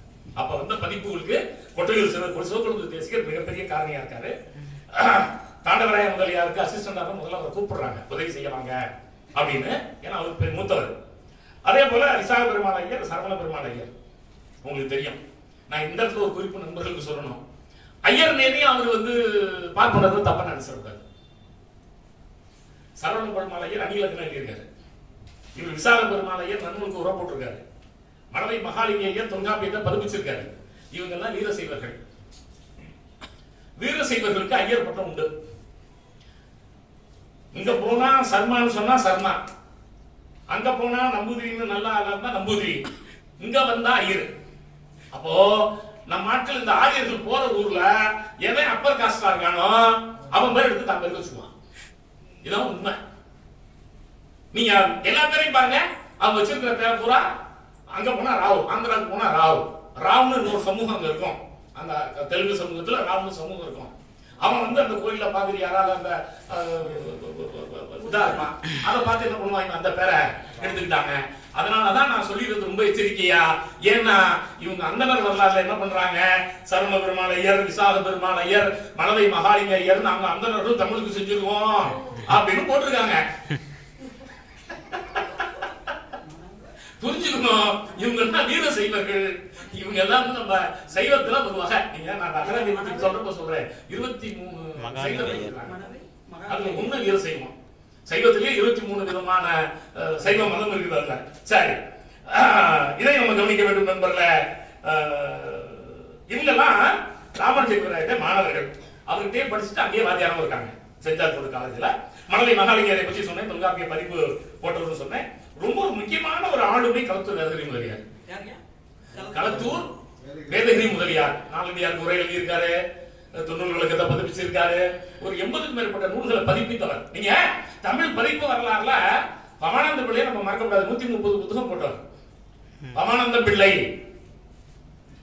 அப்ப பள்ளிக்கூடத்துக்கு, பிரிட்டிஷ்காரன் பள்ளிக்கூடத்துக்கு புத்தகம் போடுறது பூரா பவானந்த பிள்ளையா தான் இருப்பாரு. பவானந்தர் பற்றி நான் ஒரு குறிப்பையும் கூடுதலா உங்களுக்கு சொல்லிடுறேன். 130 புத்தகம் போடும் பவானந்த பிள்ளை. அகராதி பூவும் புகழ் பெற்றது. கலித்தொகையிலிருந்து சங்க இலக்கியத்திலிருந்து அம்புட்டையும் போட்டவர். பிரிட்டிஷ்காரன் அவர் போட, அவருக்கு நீங்க first form, second form, third form, fourth form பாடங்கள் பூரா பவானந்த பிள்ளை பதிப்பிச்சதுதான். அந்த காலத்துல அவர் வந்து இன்னைக்கு இருக்கக்கூடிய டிஜிபி மாதிரி அன்னைக்கு காவல்துறை அதிகாரியா இருந்தார். முன்சி இல்ல, டிஜிபி, போலீஸ் டிபார்ட்மெண்ட்ல டிஜிபியா இருந்தவர், ஐஜிக்கு மேல இருந்தவர். ஆமா, அவர்தான் பாரதியார், சுப்பிரமணிய பாரதியார் கூப்பிட்டு வேண்டிய மாணவர்களை கூப்பிட்டு அந்த ஐயரை கைது பண்ண போறாங்க ஐயா, அதனால பாண்டிச்சேரிக்கு ஓடி போயா அப்படின்னு சொன்னது பவானந்த. எச்சரிக்கையா இருக்கும். ஏன்னா இவங்களை பத்தி வரலாற நம்மளால எளிதா மறைச்சிருவான். பவானந்த பிள்ளை தமிழுக்கு நிறைய செஞ்சிருக்காரு. பவானந்த பிள்ளையை படிக்கிறப்போ இவருதான் பாரதியாருக்கு உன் மேல கைது செய்யறாங்க, பேப்பர் தயார் பண்ணிட்டு இருக்கேன், நீ பாண்டிச்சேரி போராட்டி உன்னை கைது பண்ணிடுவாங்கன்னு சொன்னவர். இதை நம்ம கவனத்தில் வச்சுக்கணும். நம்ம பல நேரங்கள்ல அவருதான் புத்திசாலித்தனமா ஒண்ணாருமா, இவங்க எந்த விஷயத்த சொல்லணும்ல, சொன்னவன் பிள்ளை மாதிரி அதான் சொல்லணும். ஆமா, நீங்க சொன்னது ஐயரா தான் அதை பெருசா பதிவு பண்ணுவான். அடிக்கடி சொல்லுவேன், மாக்கோன்னு ஒரு பெரிய ஆளுமை. கோபாலகிருஷ்ண ஐயர் ஒரு பேரு. நேஷனல் காலேஜ் தொடங்கினப்போ திருச்சியில முதல் துறை தலைவர் அவர் தான். கிட்டத்தட்ட ஒரு 900 1000 சொச்சம் பாடல்களை வேர்ட்ஸ்வொர்த், ஷெல்லி, ஷேக்ஸ்பியர் மொழிபெயர்த்து அப்ப அரும்பொருள் திரட்டுன்னு புத்தகம் போட்டிருக்காரு. 1913 அரும்பொருள் திரட்டு போட்டவர் மாக்கோன்னு தான் இருக்கும். இந்த மாக்கோ யாரான்னு தெரிஞ்சிருந்து பல நாள் பாடுபட்டேன். மா கோபாலகிருஷ்ண ஐயர் லால்குடிக்காரரு. அப்ப வந்து மதுரையில அவங்க அப்பா கோர்ட்ல வந்து பியூனா இருக்காரு. அப்ப வந்து அந்த இது பக்கத்துல புகழ்பெற்ற கோயிலுக்கு பொண்ணு நினைவு கொள்ள அங்கதான் அவர் தங்கிக்கிட்டு வர்றாரு. அப்பதான் சுப்பிரமணிய பாரதியார் மா கோபாலகிருஷ்ணன் ஐயர் வாத்தியாரா இருக்க பள்ளிக்கூடத்துக்கு ஒரு விழுப்பு பள்ளி பார்க்கறதுல 2 மாசம் வர்றாரு. அப்ப சேதுபதி பள்ளிக்கூடத்துக்கு வர்றாரு. அப்போ சுதேசமித்திரன் ஆசிரியர் சுப்பிரமணிய ஐயர் எனக்கு ஒரு ஆள் கணியா பத்திரிகையை திருத்தறதுக்குன்னு வந்து கேட்கிறாரு. நம்ம பையன் தான், ஆனா வந்து அவ்வளவு பத்தாது, எனக்கு சரிப்பட்டது அதிகமா நீ கூட்டிட்டு போகணும்னு சென்னைக்கு அனுப்புறாரு. அதனால பாரதியாருக்கு வேலை வாங்கி கொடுத்தவரை மா கோபாலகிருஷ்ண ஐயர் தான். அதுல சி சுப்பிரமணியன் ஒரு முக்கியமான ஆளு. ஏன்னா அப்பவே அவருடைய பொண்ணுக்கு வந்து 7 வயசுல புருஷன் செத்து போறான். அப்ப உங்களுக்கு தெரியும் 3 வயசு 5 வயசு தான் கல்யாணம். 7 வயசுல புருஷன் செத்து போனோடனே பிள்ளை பெரிய பிள்ளையாயிரம் 12 வயசுல வந்து திருமணம் வைக்கிறாரு. எல்லாம் முட்டையை எறிகிறாங்க, அவரை போற பக்கம்லாம் பண்றாங்க, அவரை பார்ப்பனர் சமூகத்திலிருந்து எஸ்கம்யூனிகேட் பண்ணிக்கிறாங்க. நீங்க உள்ள இருந்துகிட்டு போராடிய ஆட்கள் பெரிய பெரிய ஆட்கள் இருக்காங்க. அதுல முக்கியமானவர் சி சுப்பிரமணியன். அவங்களை எதிர்த்து போராடியவர் உள்ள இருந்துகிட்டு சரி ரொம்ப பாடத்தை விட்டுட்டு பரம்போக்கு அதிகமா இருக்கு. கலத்தூர் வேதகிரியா பெரிய ஆளுமை, அவருக்கு இவங்க நிதி கொடுத்து இவரை வந்து அங்க வச்சு பண்றாங்க. வித்வான் சாமிநாத பிள்ளை கிட்டத்தட்ட ஒரு 20 இடத்துல சாமிநாத பிள்ளை பத்தி அவர் எழுதுறாரு. இவர் பாண்டிச்சேரிக்காரு. ஞானாதிக்கிறாய காப்பியம், கிறிஸ்தவ காப்பியம் எழுதியிருக்காரு, யாப்பல்கணம் எழுதியிருக்காரு, நசர கல்பம் மாதிரி ஒரு 18 கலம்பச நூல்கள் எழுதியிருக்காரு. நிறைய ஒரு மிகச்சிறந்த கிறிஸ்தவ ஆளுமை வித்வான் சாமிநாத பிள்ளை. அவரும் இந்த சென்ட் ஜார்ஜ் போர்ட் காலேஜில் இருந்து தமிழை வளர்த்த ஒரு பெரியவர். நயனப்ப முதலியார் ஒருத்தர், கொத்தமங்கலம் ராமசாமி பிள்ளை, வெங்கடாசல முதலியார், இந்த 13 ஆளுமைகளும் ஆசிரியர்களாக இங்கே பணி புரிந்தவர்கள் அப்படிங்கிறத நான் சொல்லல. மா கோவிந்தராஜன் அதிகாரமும் தமிழ் புலையும் நூல்ல ஒரு பட்டியல் கொடுக்குறேன். இந்த கருத்துக்களுக்கெல்லாம் சொந்தக்காரர் அலைந்து திரிந்து இந்த நூலை வெளியிட்ட மா கோவிந்தராஜன் தான். அதிகாரமும் தமிழ் புலமையும் கிரியா வெளியீடு. அதிகாரமும் தமிழ் புலமையும். நான் இந்த புத்தகத்தை படிக்கிறப்ப ரொம்ப வியந்து போனேன். அந்த கிண்டர்ஸ்டியுடைய பணத்தெல்லாம் எடுத்து போட்டு நல்லா செஞ்சு உண்மையிலேயே ஒரு மிகப்பெரிய பணி இது. இந்த மாதிரியான ஆளுமைகளுக்கெல்லாம் அப்ப இந்த ஐரோப்பியர்கள் செய்த பணி இருக்குதே, அவங்க மட்டும் செய்யல, மற்றவங்களை வேலை வாங்கி செய்ய வச்சாங்க. உங்க ஐயா மருதாயம்பலம் வந்து சொல்லியிருப்பாருன்னு நினைக்கிறேன். அவர் தான் அந்த எல்லிசோடி புத்தகத்தை வெளியிட்டவர். அழகா ஒரு இடத்துல குரலை பிடிச்ச மாதிரி பிடிச்சிருக்காரு. இந்த அந்த ஒரு பாட்டுல குறவர்னு வரும், அந்த இடத்துல பார்ப்பனர்னு மாத்திடுவாங்க புறநானூர்ல.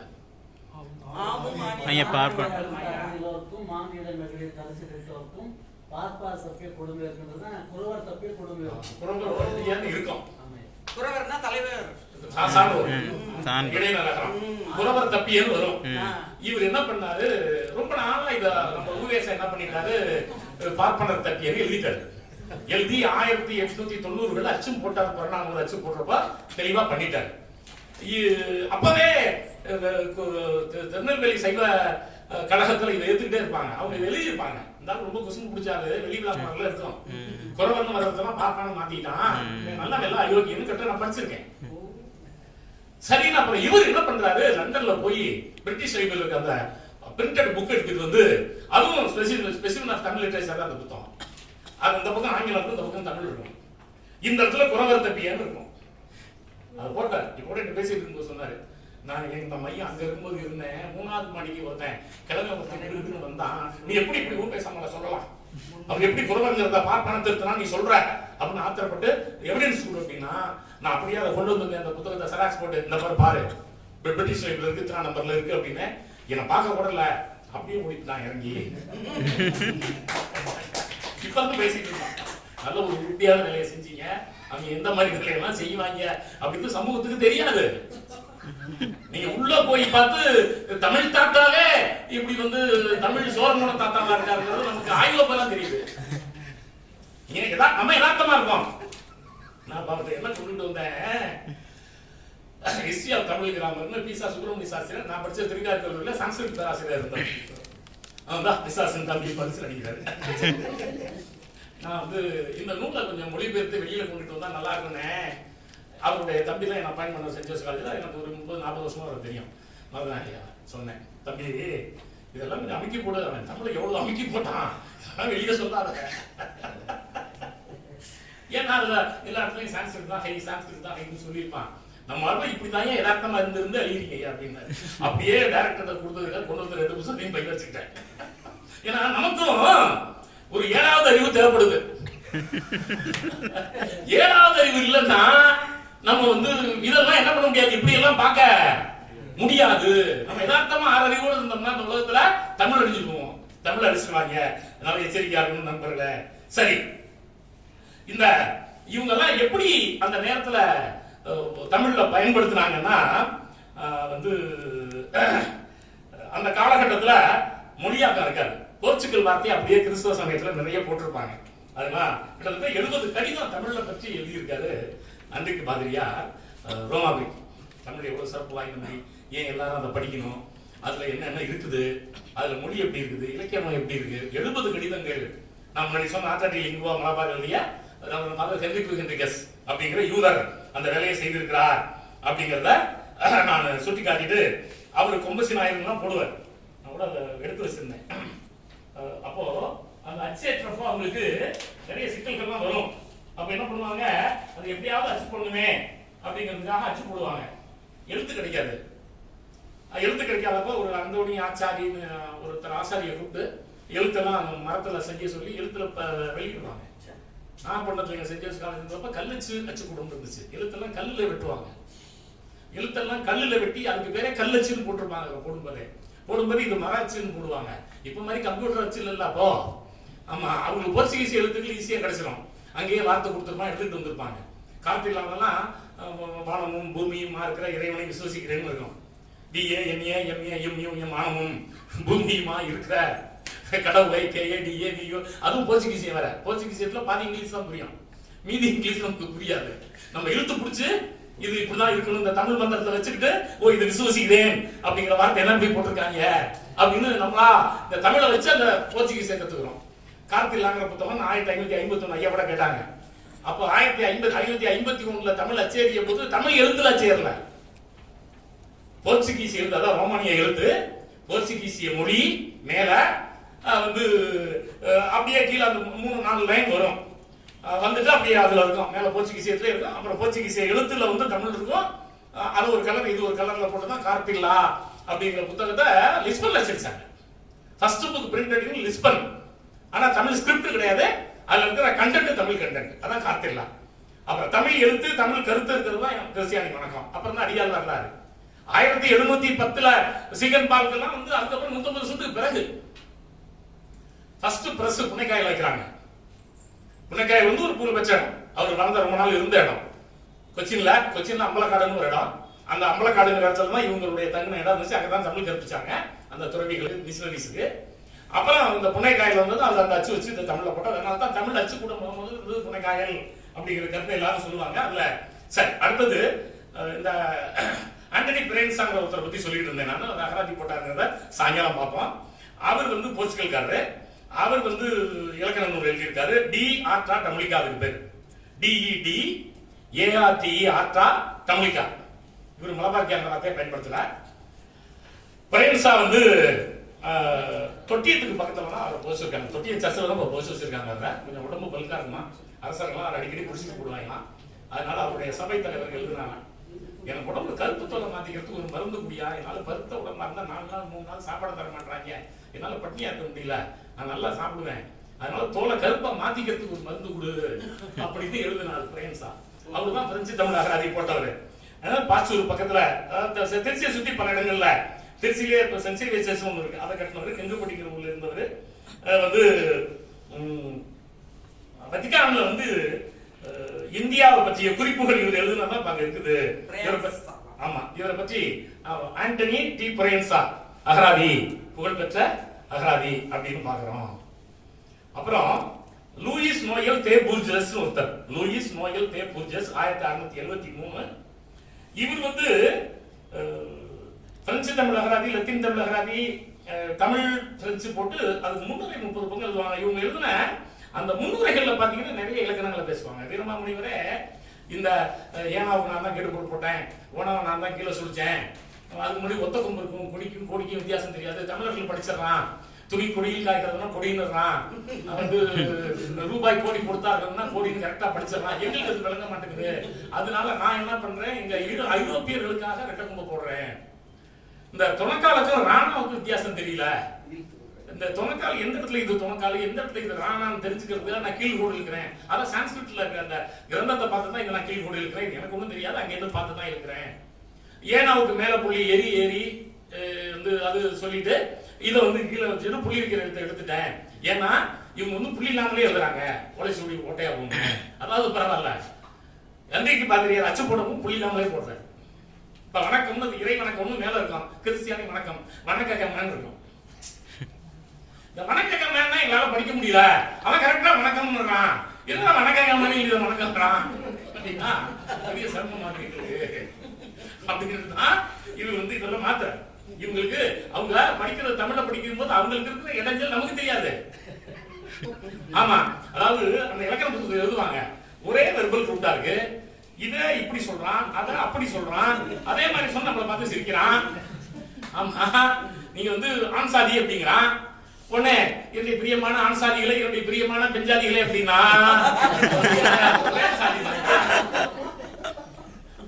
அவங்க மலையுரையாற்ற வேண்டிய கட்டாயம்.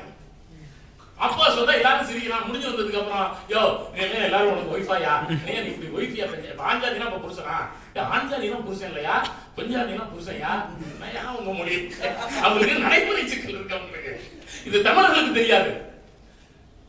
கோழி தன்னுடைய குட்டிகளை எவ்வாறு தன்னுடைய இறக்கைகள் வைத்து காப்பாற்றணும், அது மாதிரி கர்த்தர்களை எல்லாம் காப்பாற்றுகிறார் அப்படின்னு பிரேயர்ல சொல்றாங்க. முடிஞ்சதே மறறான், என்னையா பிரச்சனை வைக்கிற, கோழி எப்படியா குட்டி போடுவோம்,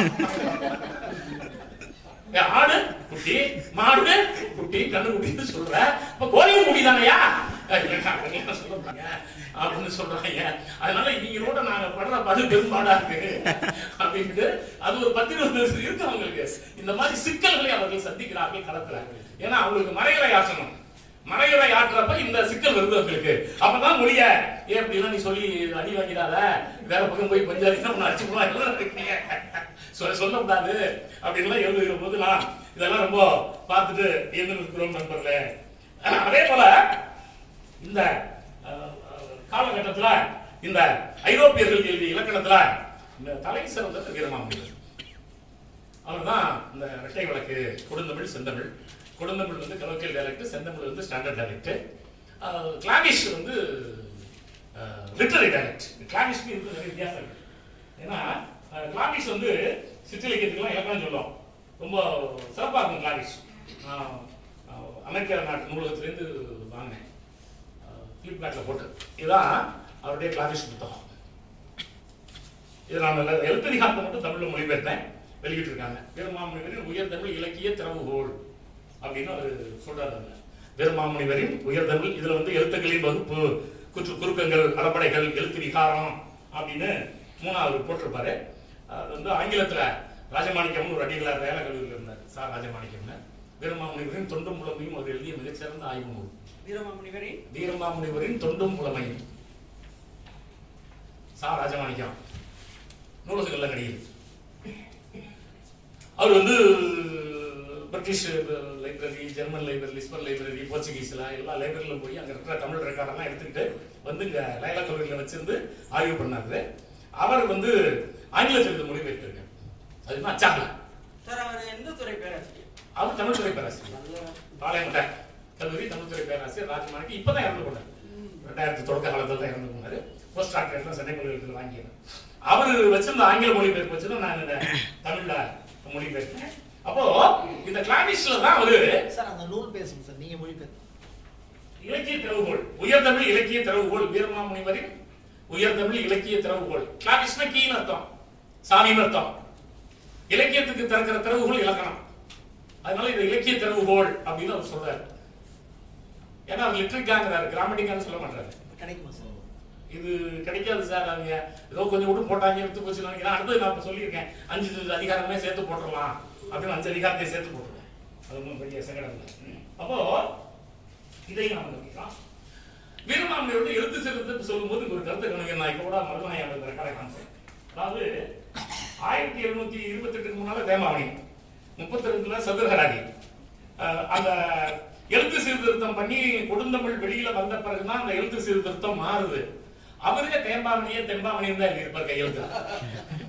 ஏன்னா அப்ப ரெட்ட கொம்பு கிடையாது, புள்ளி வச்சாதான் அது தேம்பாவணி தெம்பாவணி, புள்ளி வைக்கலன்னா அது என்னது தேம்பாவணி. அந்த பாட்டு பூராவே அப்படிதான் இருக்கும். அதை படிச்சா நமக்கு புரியாது. ஏன்னா அவர் எழுத்து சீர்திருத்தத்துக்கு முன்னாடி எழுதுனது அது. அதுல இப்ப உங்களுக்கு நான் சொல்ல வர வேண்டிய செய்தி என்னன்னா, எங்களுக்கு வந்து கொடைக்கானல்ல வந்து செம்பூர்ல ஒரு ஆவண காப்பகம் வச்சிருக்காங்க. அந்த ஆவண காப்பகத்துல இந்த போர்ச்சுகீஸ் தமிழ் அகராதி இருக்கு. அவர் போர்ச்சுகீஸ் தமிழ் அகராதி எழுதியிருக்காரு, போர்ச்சுகீஸ் பிரெஞ்சு தமிழ் அகராதி எழுதியிருக்காரு, லத்தீன் தமிழ் அகராதி எழுதியிருக்காரு. இந்த போர்ச்சுகீஸ் தமிழ் அகராதியில ஏ போட்டு இப்படி பக்கவாட்டுல சுழிச்சிருப்பாரு. கிட்டத்தட்ட ஒரு 500 சொற்களுக்கு என்ன பண்றாரு, இப்ப ஏனி அப்படின்னா பக்கவாட்டுல சொல்லு, ஓனாவுக்கு கீழே சுழிச்ச மாதிரி ஏனாக்குள்ள பக்கவாட்டுல சுழிச்சு ஒரு அட்டம் அடிச்சிருக்காரு. அவர் தோற்று போன இடம். நான் சொல்றது, ஒருத்தன் ஒரு எழுத்து நடைமுறைப்படுத்தினா ஒரே நாள்ல என்ன பண்ணிட முடியாது, கொண்டு வர முடியாது. அப்ப பார்த்துட்டு, ஆனா இது அவர் குறிப்பிட எங்கேயும் சொல்லல. நான் இந்த மாதிரி ஒரு முயற்சி பண்ணி பார்த்தேன், தோத்து போனேன் சொல்லலாம். ஆனா ஒரு இடத்துல சொல்லுவாரு, இந்த ட்ரங்க் பார்க்காரங்க புத்தகத்தை போட்டாங்க, பிரிண்ட் போட்டாங்க, அச்சு போட்டதுனால அது பரவிடுச்சு. பரவதுனால தான் ராமானுஜ எதிராகிற உரையிலாம் முன்னாடி வந்து என்ன பண்ணுவாரு, புள்ளி வச்சு எழுதிட்டு அப்புறம் திருப்பி அடிச்சு விட்டு எழுதுவாரு. அவருடைய தொண்ணூறுகளுக்கு 100 காப்பியே பிறகு மாத்திட்டாங்க அச்சு போடுறப்போ. இது இதான் சொல்லி இருக்கணும் அப்படின்னு. அது தனி ஆய்வு. ஆனா ஒரு முயற்சி செய்திருக்கிறார், ஏகாரத்துல பக்கவாட்டுல சுழித்து முயற்சி செய்திருக்கிறார் அப்படிங்கிற ஒரு ஆவணத்தை நம்ம நுணுக்கமா பார்க்கிறோம். அவரே ஓகாரத்தையும் கீழே சுழிச்சது அதுல. அப்புறம் அடுத்த கடைசியா அவர் தமிழ் லத்தீன் அகராதி வந்தப்ப அம்பலக்காடு போயிடுறாரு. ஏன்னா அவர் இந்த சந்தா சாஹிப்புக்கு ரொம்ப நெருக்கமா இருக்காரு. ஒரு 4 ஊர்ல நீ வரி வாங்கிக்கலாம்னு சொல்லிடுறான். ஆற்காடு நவாப்பு இவங்க எல்லாம் பிரிட்டிஷ்காரங்களோட சேர்ந்துக்கிறாங்க. அந்த ஆளு வந்து ஆற்காடு இவன் வந்து சந்தா சாஹிப் வந்து பிரெஞ்சுக்காரங்களோட சேர்ந்துக்கிறான். இவரு வெளிநாட்டுக்காரங்கிறதுனால இவனுக்கு பிரெஞ்சு போர்ச்சுகீஸ் எல்லாம் சொல்லி கொடுக்குறாரு. அவனுக்கு துபாஷி மொழிபெயர்ப்பாளர் இருக்காரு. மொழிபெயர்ப்பாளர் இருக்கிறதுனால இவருக்கு பல்லக்கெல்லாம் கொடுத்து வசதியா வச்சிருக்கான். எங்க அந்த ஒரு இத்தாலிக்காரன் இருப்பான், அவனை புறான்ட்டாங்க. சரி இங்க இருந்தா நம்மளை கொண்டு விடலாங்கன்னு என்ன பண்ணாரு, விடிய அவர் ஒரு குதிரையில தான் எங்கனாலும் போவார். குதிரையில கிளம்பி வேம்பாறு போயிட்டு வேம்பாறு ஒரு 6 மாசம் இருந்துட்டு, அது பாண்டியர்கள் ஆட்சிக்கு கீழே இருக்கு. அப்ப இங்க இருந்தா சரியா இருக்காது அப்படின்னு கொஞ்சம் இதுக்கு போயிட்டாரு. அம்பலக்காடு கொச்சின்ல இருக்கு. அவர் இறந்து போய் கல்லறை இப்பவும் அங்கதான் இருக்கு, அம்பலக்காட்டுல தான் இருக்கு. எல்லாம் மலையாளத்துல எழுதியிருக்காங்க, நமக்கு தெரியாது. இவர் பெரிய தமிழ் ஸ்காலரு, இவருக்கு பேர் வந்து பெஸ்கின் பேர், இத்தாலியில இருந்து வந்தவர், பெரிய தமிழறிஞர் இவர் தான் சதுர ராஜ்ய தேர்மானியம் எழுதினவர் அப்படின்னு போட்டு பெரிய கல்லறை வச்சிருக்காங்க. இருக்கு இப்பவும் இருக்கு அவருடைய கல்லறைங்க. எப்படி கால்களுடைய கல்லறை வந்து இடையங்குடியில் இருக்கோ அது மாதிரி இதுவும். அதே போல ஜி போப்பு கல்லறையும் அங்க லண்டன்ல இருக்கு. ஜி போப்பு கல்லறையில கூட அவர் வந்து நான் ஒரு கல்லூரி, நான் தமிழ் மாணவன் எழுதுங்கன்னு நண்பர்கள் கடிதம் எழுதினாரு. ஆனா அவருடைய குடும்பத்தினர்கள் அதுல எழுதல. குடும்பத்தினர் என்ன எழுதியிருக்காங்கனாலே ஒரு பெரிய தமிழ் ஸ்காலரு, தமிழ் ஆசிரியரா இருந்தவர் ஆக்ஸ்போர்ட் யூனிவர்சிட்டியில. இவர் ஆக்ஸ்போர்ட் பல்கலைக்கழகத்துடைய தமிழ் ஆசிரியர், தமிழ் ப்ரொஃபஸரா ஆக்ஸ்போர்ட் யூனிவர்சிட்டின்னு அதை போட்டிருக்காங்க. தமிழ் மாணவன் அவர் விரும்புற மாதிரி அவங்க போடல. அது ஒரு குளாறு. ஏன்னா நீ ஆய்வாளர்கள் எல்லாத்தையும் போய் சொல்ற மாதிரி உங்களையும் போய் சொல்ல முடியாது, உண்மையெல்லாம் சொல்லணும். ஏன் கொடுத்துருக்காங்க, அதுக்கான அதெல்லாம் எடுத்தெல்லாம் போட்டிருக்கிறாங்க, இவரும் போட்டிருக்காங்க. பல பேர் அதை பதிவு பண்ணியிருக்காங்க ஜி போப்பை பற்றி. இதுல ஜி போப்பையும் கால்டுகளையும் நம்ம தனியா பார்க்கணும். கால்டுகள் தான் உங்களுக்கு தெரியும், ட்ரெவிடியன் ஸ்கூல் ஆஃப் தாட்ங்கிற ஒரு விஷயத்தை கொண்டுட்டு வந்தது. அது வந்து தமிழ், தெலுங்கு, மலையாளம், கன்னடம் இதெல்லாம் வந்து தெரிஞ்ச எப்படி தெரிந்தாத்திராடம் இதெல்லாம் நம்ம படிச்சிருக்கோம். அவருடைய தனித்திறமை வந்து சிறந்த ஓவியர். அப்போ வந்து ஆர்தர் காட்டன் ஒரு ஆளு என்ன பண்றாரு, கல்லணையை கட்டுறாரு. கல்லணை கட்டுறதுக்கு எல்லாத்துக்கும் கூலி போடுறாங்க. 50 பேர் வேலை செய்யலாம். இவர் 2 நாள் போறாரு, 3ஆவது நாள் இவருக்கு பேர் நான் பணம் தரேன்னு ஒவ்வொருத்தரையா கரெக்டா கூப்பிட்டு கொடுக்குறாரு. ஒருத்தன் கேட்கறான், ஏயா ஏமாத்திட்டான்னு என்ன செய்வ அப்படின்னப்போ 2-3 நிமிடத்துல ஒவ்வொருத்தையும் படத்தையும் வரைஞ்சி வச்சிருக்காரு பக்கத்துல. மிகச்சிறந்த ஓவியர். கால்டுவெல் இருந்து ஒரு மிகச்சிறந்த ஓவியர். அவர் தொடக்கத்துல ஓவியரா தான் இருக்கணும்னு நினைச்சிருக்காரு. இதை யாரு எழுதுறதுன்னா கந்தசாமி பிள்ளை என்ன எழுதுறாரு, எங்க தாத்தா தான் அந்த ஆளு, எங்க தாத்தா தான் கணக்கு பிள்ளை வேலை பார்த்துக்கிட்டு இருந்தாரு ஆர்தர் கார்டன்ட்ட, பணம் என்னையுமே கொடுத்துட்டு இருப்பாரு. ஒரு நாள் ராபர்ட் கார்டன்ல வந்து நான் கொடுக்குறேன்னு வாங்கி கொடுத்தாரு. எப்படி உனக்கு பேர் தெரியும், ஆள் மாறிட்டா வேணும்னே இந்த 2 ஆளை மாத்தி அனுப்பிச்சிருக்காரு. நான் தான் ஆளை மாத்தி அனுப்பிச்சேன், நீ நேரு போ அப்படின்ட்டாரு. அதனால வந்து எப்படி இதை கண்டுபிடிச்சீங்கன்னு கேட்டப்போ பேருக்கு பக்கத்துல எல்லாரும் படமே வரைஞ்சி வச்சிருக்காரு. அதனால மிகச்சிறந்த ஓவியர் கால்டுவெல் அப்படிங்கிறது முக்கியமான செய்தி. அதே போல அவங்களுக்கு இந்த 6 மாசம் கோடை காலத்துல அவங்களால உட்கார்ந்து முடியாது, மழை காலத்துல இருந்துருவாங்க. பிறகுலாம் கொடைக்கானலுக்கு போவாங்க. இடையங்குடியில் இப்பவும் பாத்தீங்கன்னா ஒரு கேணி இருக்கும், அந்த கேணியில ஒரு கல் இருக்கும், கழுத்துல தண்ணியில இருந்து படிப்பாரு எழுதுவாரு. ஏன்னா தண்ணியில இருந்தா கொஞ்சம் குடுகுடுன்னு இருக்கும் நிலமரத்துல. இல்லைன்னா அவங்க ஏசி கிடையாது, கொடைக்கானல் மாதிரி இருக்க முடியாது. பிரேம்சாலாம் அதனால சீக்கிரமா இறந்து போறாரு, 40 வயசுல இறந்து போறாரு. காரணம் தான் பெரிய தமிழர்கள் ஏன் விரைவா சாகுறாங்கன்னா வெள்ளைக்காரர்களால நம்முடைய சூழ்நிலைக்கு ஏற்ற மாதிரி வாழ்வது ரொம்ப கடினமாக இருந்திருக்கிறது அப்படிங்கறத நம்ம கவனத்தை வைத்துக் கொள்கிறோம். அதே போல ஜி போப் அவர்களை பத்தி நம்ம நிறைய பேசணும். கிட்டத்தட்ட 7 இலக்கண நூல் போடுறாரு.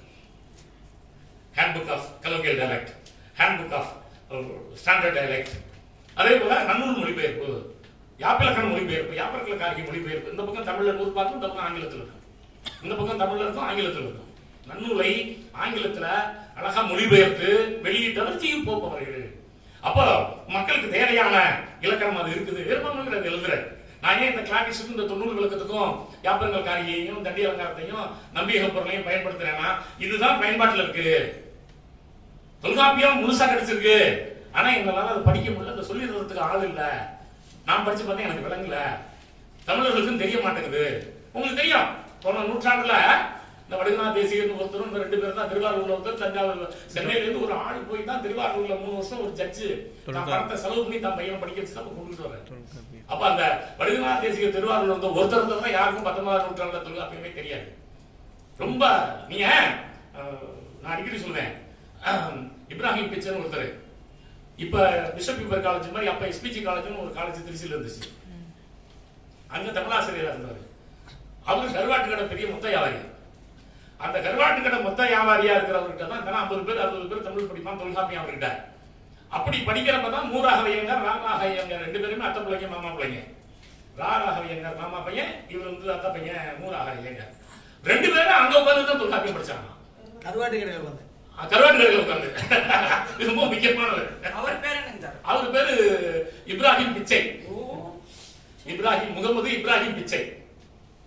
அவர் ரொம்ப புகழ்பெற்ற ஆள் திருச்சியில.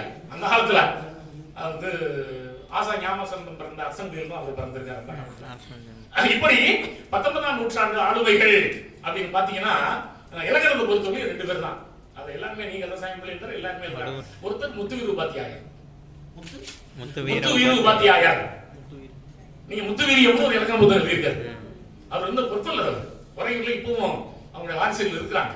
அந்த பொற்கொள்ளர் தருணம் அப்படியே இருக்கு, கம்மியர் தெரு அப்படியே இருக்கு, அங்க இருக்காங்க. அவருடைய இலக்கணம் தான் புகழ் பெற்றது. அப்புறம் ஒருத்தர் திருவாரூர்ல சுவாமிநாதன் ஒருத்தர், சுவாமிநாத தேசிகர்னு பேரு. அவர் எழுதிய நூல் தான் சுவாமிநாதம். இந்த 2 தான் போன நூற்றாண்டுல மக்கள்கிட்ட பயன்பாட்டில் இருந்த மிகச்சிறந்த இலக்கண நூல்கள்.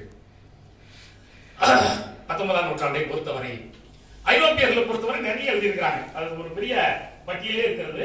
நம்ம வந்து இந்த இலக்கண நூல் போன நூற்றாண்டுல யார் யார் பண்ணியிருக்காங்கன்னு பார்த்தோம்னா, நான் சொன்ன ஆண்டர்சனுடைய இலக்கண நூல் தான் பலராலும் பெருமையாக போற்றப்படுகிறது அப்படின்னு பார்க்கிறோம். அந்த காலத்துல ஒப்பிலக்கணம் எழுதிய நம்முடைய இவருடைய கால்களுடைய ஒப்பிலக்கணமும் பலராலும் பேசப்படுகிறத நம்ம கவனிக்கிறோம். இப்போ அப்ப சென்னையில திருப்பார் கடல்நாதன் கவிராயன் ஒருத்தர் இருந்தார். திருப்பார் கடல்நாதன் கவிராயன் அவர் நிறைய இலக்கண நூல்களுக்கு முன்னுரை எழுதியிருப்பாரு. நிறைய பேருடைய புத்தகங்களுக்கு சிறப்பாக எழுதியிருப்பாரு. பெரிய அறிஞர். இவருடைய நூலுக்கு அவர் தான் உரை எழுதியிருக்காரு. நம்ம வண்ணச்சிறப்பு தண்டபாணி சுவாமிகளுடைய வண்ணச்சிறப்பு தண்டபாணி சுவாமிகளை நான் வந்து எல்லாத்தையும் தாண்டி மாபெரும் தமிழ் ஆளுமைன்னு சொல்றது உண்டு. ஏன்னு கேட்டீங்கன்னா அவர்தான் அவருடைய இலக்கணத்தில் எழுதுவதற்கு தமிழ் தெரியாத தெய்வம் ஒன்று உண்டெனில் அதனை அழகை என்பேன் கட்டீர். ஆமா, ஒரு சாமிக்கு தமிழ் தெரியல, அந்த பிசாசியா? அப்ப நம்ம சான்ஸ்கிரிட் இல்லையா? அத்தனை என்ன பண்ணி தொலைறது? காலம் போதும் எதிர்ப்பவர்கள் எதிர்த்து கொண்டுதான் இருக்கிறார்கள். நீங்க நம்ம வந்து இந்த ஸ்கூல் ஆஃப் தாட்டை தான் தூக்கி கையில பிடிக்கணும். நீங்க வண்ணச்சேர்ம தண்டசாமி சாமிகள் சொன்னதான் நம்ம எல்லாத்துக்கும் சொல்லணும். அது ரொம்ப முக்கியமானது. ஆங்கிலிக்கல இருக்கிறாருன்னு போட்டு பிரிட்டிஷ்காரன் ஓடி போகணும்னு எழுதியிருக்காரு. ரொம்ப நுட்பமானவர். அவர் சென்னையில ரொம்ப நாள் இருந்திருக்காரு. அவர் வந்து வண்ணச்சேர்மன் அவர் தான். அவரு அந்த நூலுக்கு உரை எழுதினவர் திருப்பார் கடல்நாதன் கவிராயர். அவர் எழுதுறாரு, சில பேர் எப்படி இருக்கான் தமிழ்நாட்டிலன்னா, வேதங்கள் யாரும் அறிந்தவர் போலும், மெய்மையாம் தன்மையை விளக்கும் போதகர் போலும், கோலத்தால் காட்டி பொருள்படா தீமையே ஏற்றும் பாதகர் இருக்க. பாதகர்கள் நிறைய இருக்காங்க. இரேனியஸ் என்பான் பண்புள்ள குரு என அறிந்தும் ஏதமில்லாத மரணமே அவனை ஏற்றாய் அதனால் என்ன பயன், ஏற்றாய் அதனால் என்ன பயன். இதுல ஏயா நீ வந்து வாங்கினேன்னு கடவுளை திட்டுற ரேனியஸ் ஐயர். நான் எதுக்காக சொல்றேன்னா, ரேனியஸ் ஐயருடைய இலக்கணம் புகழ்பெற்ற இலக்கணம். அப்ப அந்த காலகட்டத்துல நிறைய தமிழறிஞர்களை நான் முன்னாடி எழுதி சொன்னேன் இல்லையா, அவர் கூட இருந்து நிறைய செய்தவர் அப்படின்னு பாக்குறோம்.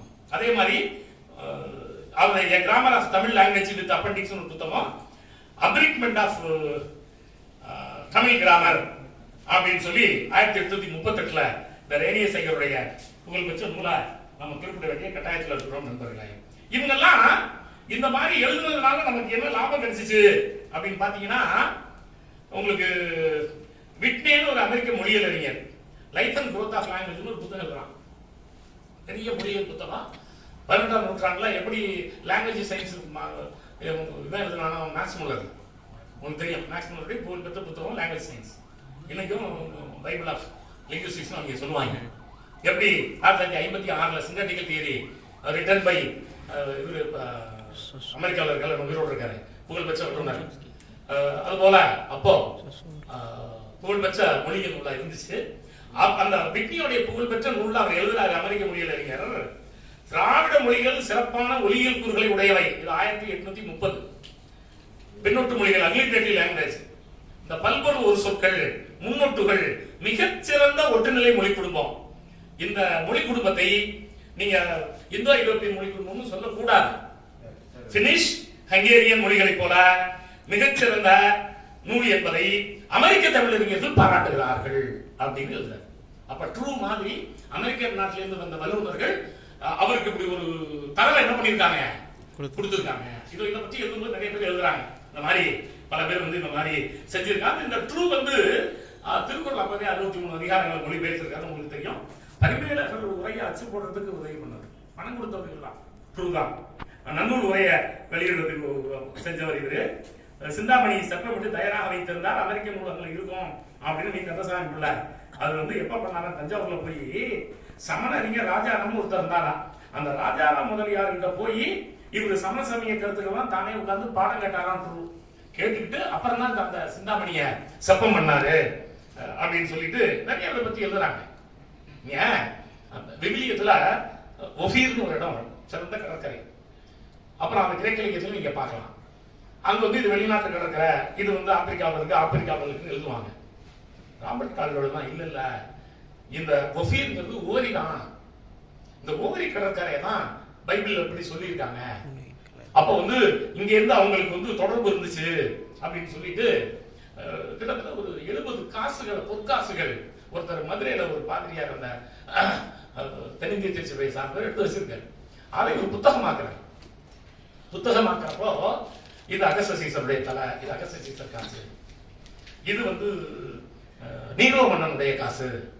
இதுதான் நாம் மிக நுணுக்கமாக தமிழர்கள் கவனிக்க வேண்டிய இடம், தமிழ் அறிஞர்கள் கவனிக்க வேண்டிய இடம். அந்த நீரோ மன்னனுடைய ஆசிரியர் தான் செனகா. செனகா ஆசிரியருக்கு செனகாவை பிடிக்காதனால ஒரு தீவுக்கு நாடு கடத்திடுவான்.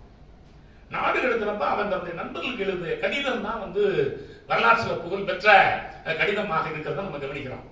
அந்த நீரோ மன்னனுடைய ஆசிரியராகிய செனகாவுடைய கவிதைகள் அவன் திருக்குறளை படிச்சான் அப்படின்னு ஒரு பிரெஞ்சு அறிஞர் குறிப்பிடுகிறார். அப்போ நாம முடிச்சு போட்டு பார்க்கிறோம், அவங்க பணம் எல்லாம் நிறைய கிடைச்சிச்சு. அப்போ அந்த ரோமானிய காசுகள் தமிழ்நாட்டில் நிறைய கிடைத்தன.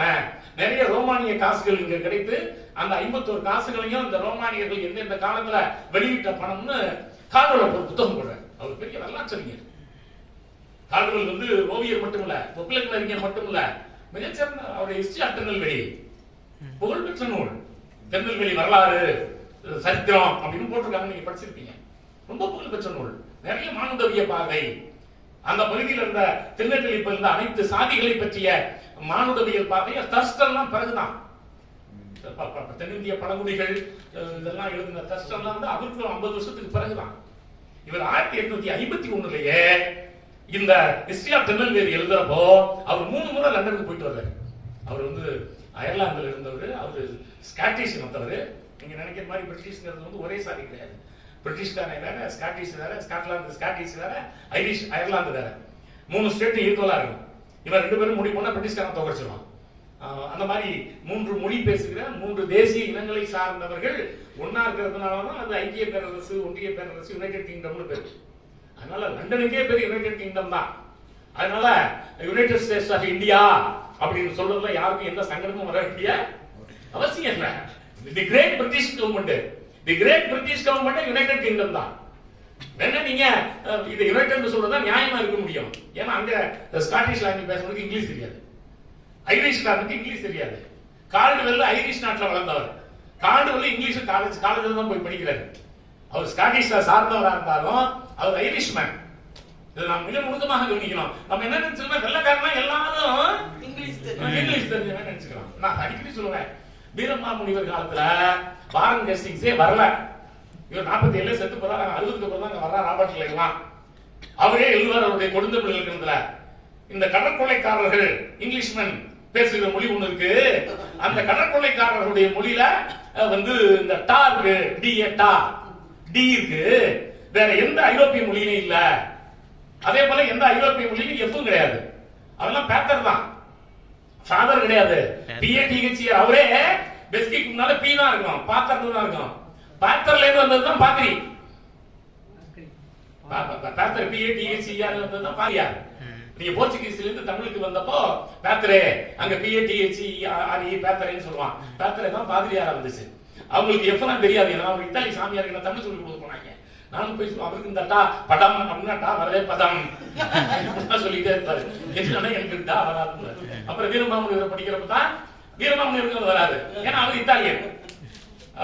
போர்ச்சுகீசியத்திலையும் கிடையாது, ஜெர்மன்ல கிடையாது. டி வந்து இங்கிலீஷ்ல மட்டும்தான்.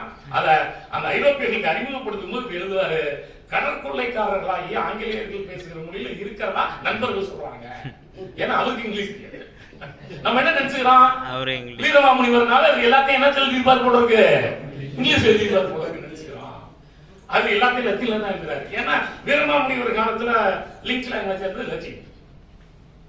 அது நம்ம ரொம்ப எச்சரிக்கையா கவனிச்சுக்கணும். ஆமா, நீங்க 1890களில் பிரிட்டிஷ்ல இங்கிலீஷ் மீடியம் கொண்டு வந்தப்ப லத்தீன் மீடியம் தான் இருக்கணும். இங்க வந்து எது இருக்கக்கூடாது, இங்கிலீஷ் மீடியம் கூடாதுன்னு போராடினது சர்ச்சில். அந்த நாட்டுக்கு பிரைம் மினிஸ்டர் ஆனவன் சர்ச்சில் இருக்கானே. The great British Empire, there is no sunset, rise and never set in our British Empire னு சொன்னானே அந்த சர்ச்சில்.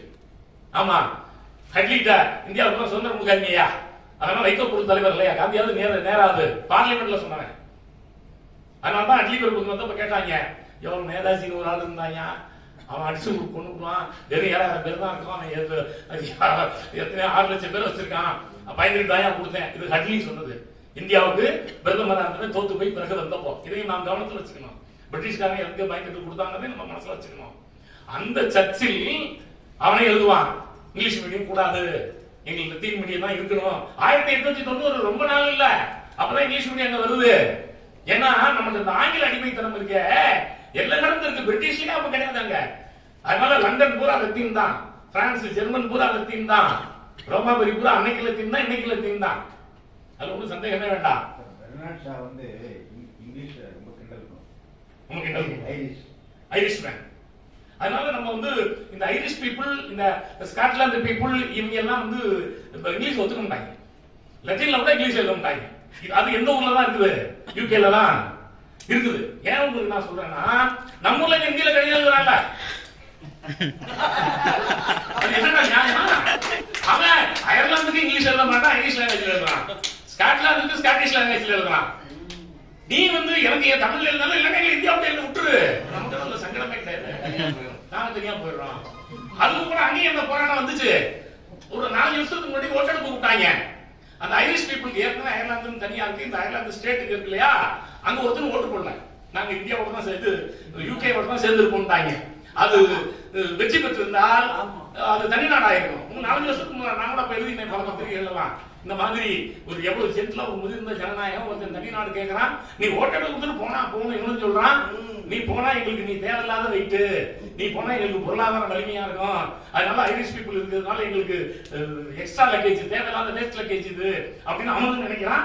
அப்ப விட்டுருக்கப்பா ஈழத்துல கேட்டா அவன் இங்க சுட்டு கொள்றான், அழிக்கிறான், லட்சக்கணக்கில் கொள்றான், அங்க போனா போங்கிறான். அதான் முதிர்ந்த ஜனநாயகம். இதெல்லாம் சும்மா ஒரு 40-30 வருஷத்துல ஜனநாயகத்துல இருக்கிறவன், அவன் 400 வருஷமா ஜனநாயகத்தில் இருக்கான். அவனுக்கு நமக்கு நிறைய வேறுபாடு இருக்கிறது. இதை நாம் கவனத்தில் கொள்ள வேண்டும். சரி, இந்த ஓசிருங்கிற கடற்கரை தமிழ்நாட்டில் பல ஐரோப்பியர்கள் இதை பத்தி பேசுறாங்க, எழுதுறாங்க. இதையும் இந்த பொழிவுல நான் சுட்டி காட்ட வேண்டிய கடமை. கிழக்கு கடற்கரை பைபிள்லையும் அந்த ஐரோப்பிய நாடுகள் இருக்கக்கூடிய இதுலையும் வரக்கூடியது நம்ம இதை பார்க்கிறோம். இப்படி நண்பர்களே நிறைய நூல்களை பார்க்கிறோம். இந்த வேளையில இன்னொரு விஷயத்தை நான் உங்களுக்கு சொல்லணும். கைலாசபதி எல்லாம் தமிழ் ஹீரோக்கு பேச்சு எழுதியிருக்காரு, ஹீரோ எழுதிருன்னு படிக்கிறோம். நீங்க ஜி போப் வந்து தமிழ் ஹீரோயிக் பயம்னு ஒரு புத்தகம் போடுறாரு. அந்த தமிழ் ஹீரோயிக் பயத்துல புறநானூறு பொறுப்புகள் வெண்பான்மையை மொழிபெயர்த்து போடுறாரு. அப்போ இவரு சொல்ற அந்த ஹீரோயிக் பீரியட்ல புறப்பொருள் வெண்பான்மை அடங்காதுன்னு கைலாசபதி சொல்றாரு. ஆனா ஜி போப் என்ன சொல்றாரு, புறப்பொருள் வெண்பான்மை காலமும் லேட்டர் ஹீரோயிக் பீரியட் தான். அதனால வீரயுக காலம்ங்கிறது 10ஆம் நூற்றாண்டுலயும் தமிழ்நாட்டில் இருக்கு அப்படின்னு ஜி போப் எப்ப 1890லயே இதை போட்டுறாரு. கைலாசபதி இப்ப 70 தான் எழுதுறாரு. அதனால நம்ம கைலாசபதியும் போப்பும் ஹீரோயிக் போயட்ரியை பார்க்கிற அணுகுமுறையை நுட்பமாக கவனிக்க வேண்டும் நண்பர்களே. ஆமா, இதுல மணிமேகலை மொழிபெயர்த்திருக்காரு. ரொம்ப முக்கியமான ஜி போப் டிரான்ஸ்லேஷன்ல பல பேருக்கு தெரியாது, ஹேண்ட்ரைட்டன்ல இருக்கு. ஆமா, தனிப்பாசுர தொகை அப்படின்னு சைவ பாடல்கள் நிறைய தொகுத்து வெளியிட்டு இருக்காரு. திருவாசகம் மொழிபெயர்த்திருக்கு, எல்லாத்துக்கும் தெரியும். அவர் திருவாசகம் மொழிபெயர்த்திருக்காரு, நாலடியார் மொழிபெயர்த்திருக்காரு. அவருடைய சேக்ரட் குரல்ல வீரமாமுனியோட லத்தீன் மொழிபெயர்ப்பு அப்படியே போடுவார். நீங்க நாளைக்கு நூலகத்துல போய் சேக்ரட் குரல் படிச்சீங்கன்னா முன்னாடி இங்கிலீஷ்ல இருக்கும், அப்புறம் லத்தீன்ல இருக்கும். லத்தீன்ல இருந்து இவர் டிஃபர் ஆகி எழுதுவார். ஏன்னா ஜி போப்பும் எந்த மீடியத்துல படித்தவரே, லத்தீன் மீடியத்துல படித்தவரே. ஆமா, அதனால அவங்களுக்கு லத்தீன் நல்லா தெரியும். சரி, 1876 கிளார்க் வில்லியம்னு ஒருத்தர் handbook of Tamil for the use of coffee planters, coffee பயிரிடும் விவசாயிகளுக்கான தமிழ் கையேடு அப்படின்னு தமிழ் கையேடு போடுறாரு தமிழ் மொழியை படிக்கிறதுக்கு. கிளைட்டன் ஒருத்தர் and introduction to spoken Tamil, இவரு பேச்சு வழக்குக்கு ஒரு ஜெர்மனிக்காரர் ஹெர்மன், அவரு பிராக்டிசி கிராமட்டிக் டியர் தமிழ் பிரேஸ், அதாவது இந்த பயிற்சி, அந்த தமிழ் பயிற்சிக்கான நடைமுறை தமிழ் இலக்கணம் அப்படின்னு ஒரு புத்தகத்தை போடுறாரு. துய்பி அடிகளார் கிராமர் ரொம்ப ஃபேமஸ். துய்பின்னு ஒருத்தர் பிரெஞ்சுக்காரர் இருந்தாரு. அவர் தான் கிரமேரா பிரான்சையா தமிழிக்கே அப்படின்னு சொல்லிட்டு 1863 ஆண்டர்சன் கிராமரும் துய்பி கிராமரும் புகழ் பெற்றவை. அவங்க ரெண்டு பேரும் வீரமாமுனிவருடைய கொடுந்தமிழ் செந்தமிழ் இதை ரெண்டையும் அடியொற்றி அந்த இலக்கணத்தை எழுதுவாங்க. அது ரொம்ப புகழ் பெற்றது. அதே காலகட்டத்தில் தான் நான் சொன்ன கிளாபிஷ் வருது, 1830 வந்து தனிபார்க்காரங்க போட்டுறாங்க. அதையும் வச்சு அவங்க எழுதுறாங்க. அப்ப 1778 இங்கிலீஷ் மிஷனரின்னு ஒரு குரூப், அந்த இப்ப சர்ச் ஆஃப் சவுத் இந்தியாவில் இவர் டேனிஷ் சர்ச்சுக்காரரு, இவர் இங்கிலீஷ் சர்ச்சுக்காரரு, இவர் அமெரிக்கன் சர்ச்சுன்னு தனித்தனியா சொல்லுவாங்க. தனித்தனியாக வந்தாங்க. அதுலதான் பிரிஸ்கிரீன் உங்களுக்கு தெரியும், முதல் மருத்துவ கல்லூரி தமிழ்ல சொல்லி 49 புத்தகம், அலோபதி மெடிசனை, பேத்தாலஜி, பார்மகாலஜி இதெல்லாம் போட்டு இதுல யாழ்ப்பாணத்துல இப்பவும் கிரீன் மருத்துவமனை மருத்துவ கல்லூரி 1850 இருந்து தமிழ்ல எம்பிபிஎஸ் சொல்லி கொடுத்துட்டு இருக்கான். அந்த கரையில இந்த கரையில தமிழ்ல சொல்லி கொடுத்தாங்கன்னா தமிழ்ல சொல்லி கொடுக்க முடியாது, medical council of India permission தராதுங்க. குஜராத்திக்கு கொடுத்துட்டான். இதையும் நம்ம கவனத்தில் வச்சுக்கணும். மெடிக்கல் கவுன்சில் ஆஃப் இந்தியாவில் போய் பாத்தீங்கன்னா நீங்க இங்கிலீஷ்ல படிக்கலாம், ஹிந்தியில படிக்கலாம், குஜராத்தில படிக்கலாம். 1850 இருந்து தமிழ்ல சொல்லி கொடுத்துட்டு இருக்கான். அங்க கிரீன் மருத்துவமனையில எம்எஸ் சொல்லி கொடுக்கலாம், எம்பி சொல்லி பிஇ எம்பி சொல்லி கொடுக்கலாம். அந்த ஆப்பிரிக்காவில் ஒரு நாட்டில் பெரிய நகரத்தை நிறுவி ஒரு பெரிய பொறியாளர், தலைமை பொறியாளர் அந்த அரசாங்கத்துல இருந்து இங்க கூட தமிழ்நாட்டில் இப்ப இறந்து போனார் 3 வருஷத்துக்கு முன்னால. ஒரு பேர் என்ன ஞாபகத்துக்கு இல்ல. அவர் எங்க எம்பி படிச்சவர், சிவில் இன்ஜினியரிங், தமிழ் வழி படிச்சவர். இவங்க சொல்லுவாங்க தமிழ் வழியில் ஒரு சிவில் இன்ஜினியரிங் முடிச்சிருந்தாங்க, ஆப்பிரிக்காவில் இருந்த அந்த நகரங்கள் எல்லாம் நிர்மாணம் பண்ணாருன்னு எழுதுவாங்க. அப்போ நண்பர்களே, நாம் இன்னும் ஒரு அடிமைத்தனத்தில் இருக்கிறோம். மீடியம் ஆஃப் இன்ஸ்ட்ரக்ஷன் தமிழ்ல வரக்கூடாதுங்கிறது நம்ம நிக்கிறோம். அது சரியில்லை. பக்கத்து அதனாலதான் அவனுக்கு விடுதலை சிந்தனை வந்தது. தனிநாடு வேணும்னு கேட்கறான். இவங்க அஞ்சுறாங்க. ஒருவேளை இவங்க எல்லாத்தையும் தமிழ்ல அனுமதிச்சிட்டோம்னா அப்படி போயிடுவானோன்னு இவனுக்கு ஒரு அச்சம். அவனுக்கு நம்ம அடிமையா இருந்தா மொழியை வளர்ந்தாது, மொழியை காயடிச்சா இனத்தை காயடிச்சிடலாம் தெளிவா இருக்கிறான். அந்த உணர்வு நமக்கு வர வேண்டும் நண்பர்களே. இதை நம்ம பார்க்கிறோம். A grammar of learning the principles of the Malabar language அப்படின்னு அவங்க இங்கிலீஷ் மிஷனரி போட்டாங்க. ஆமா, ஃபெர்குசன் ஒருத்தர் இங்கே வாங்க அந்த புத்தகத்து பேரு. ஆமா, பாக்கெட் தமிழ் கைடுன்னு ஒன்று போட்டார் கொழும்புல 1878.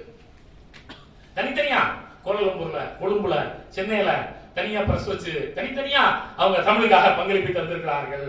ஆமா, கோபிசன் பால் ஒருத்தர், அவர் வந்து பிரெஞ்சுக்காரர், பாரிஸ்ல வெளியிட்டிருக்காரு அந்த புத்தகத்தை 1904. மேனுவல் பிராங்காய்ஸ் ஆங்கிலாய்ஸ் தமிழிலா கான்வர்சேஷன்.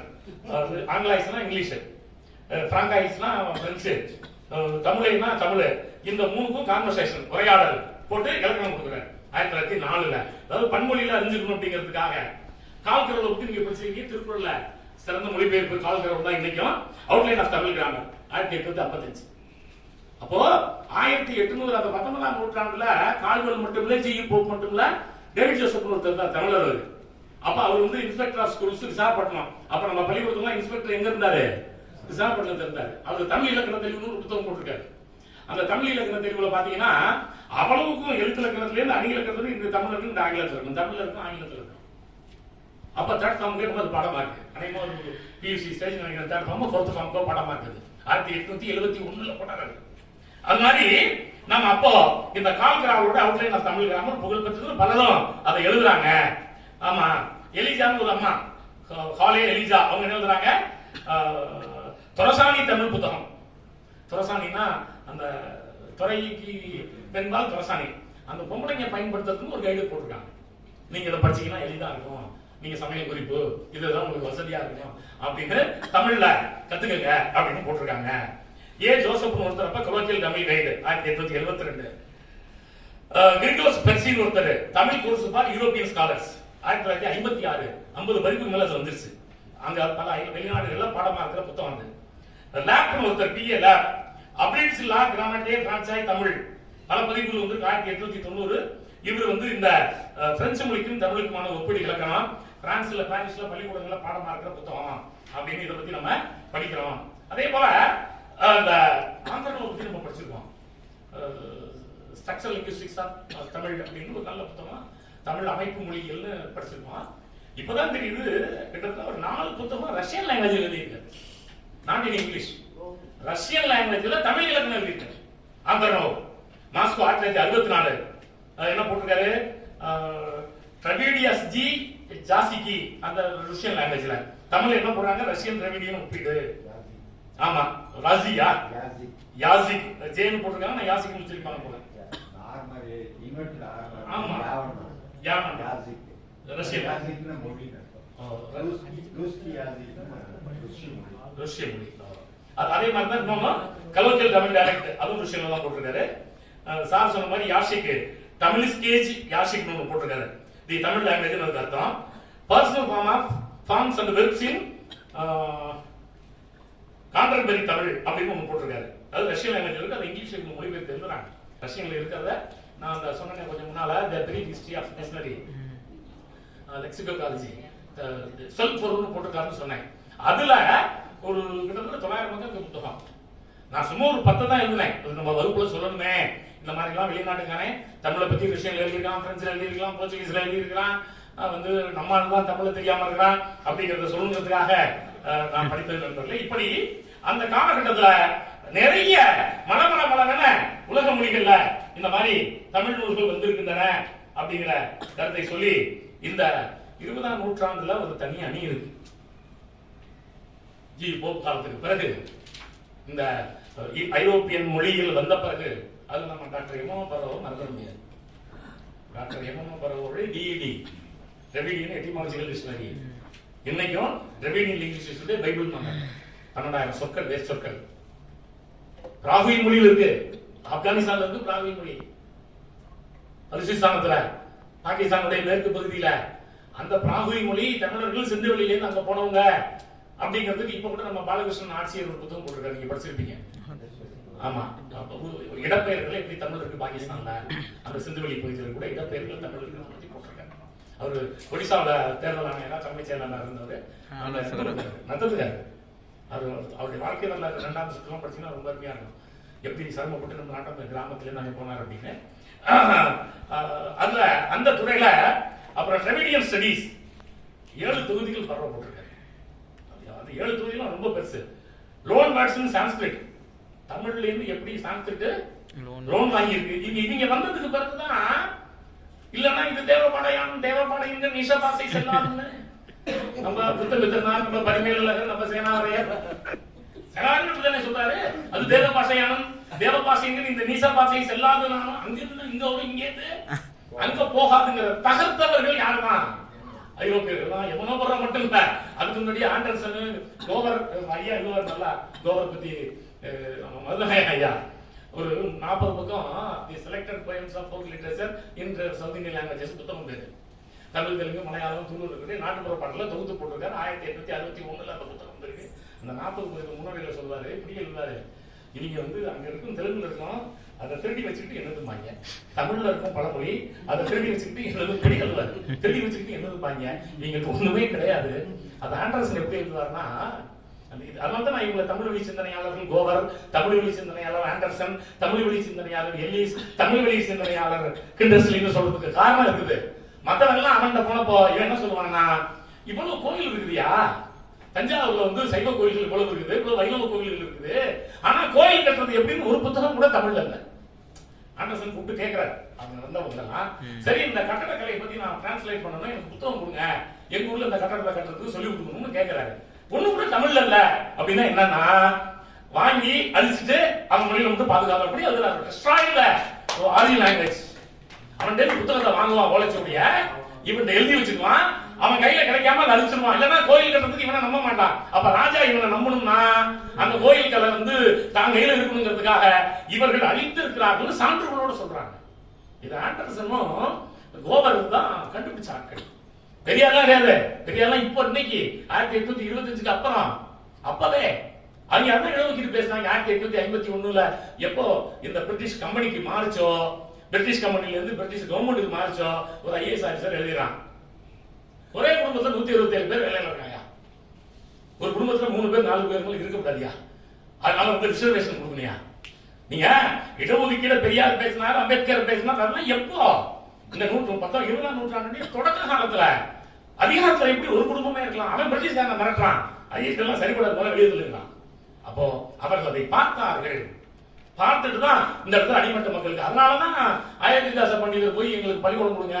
அப்போ இங்க இருக்கிறாங்க பிராமின்ஸ்லாம் 2 கேட்கிறாங்க, கோயில் நுழைவு கேட்கிறாரு, உனக்கு கோயில் நுழைவு வேணுமா பள்ளிக்கூடம் வேணுமா? சென்னையில 40 பள்ளிக்கூடம் எனக்கு வேணும். 40 பள்ளிக்கூடம் ஆதி திராவிட கழகத்துக்கு 1891ல பிரிட்டிஷ்காரன் தொடங்கினான்.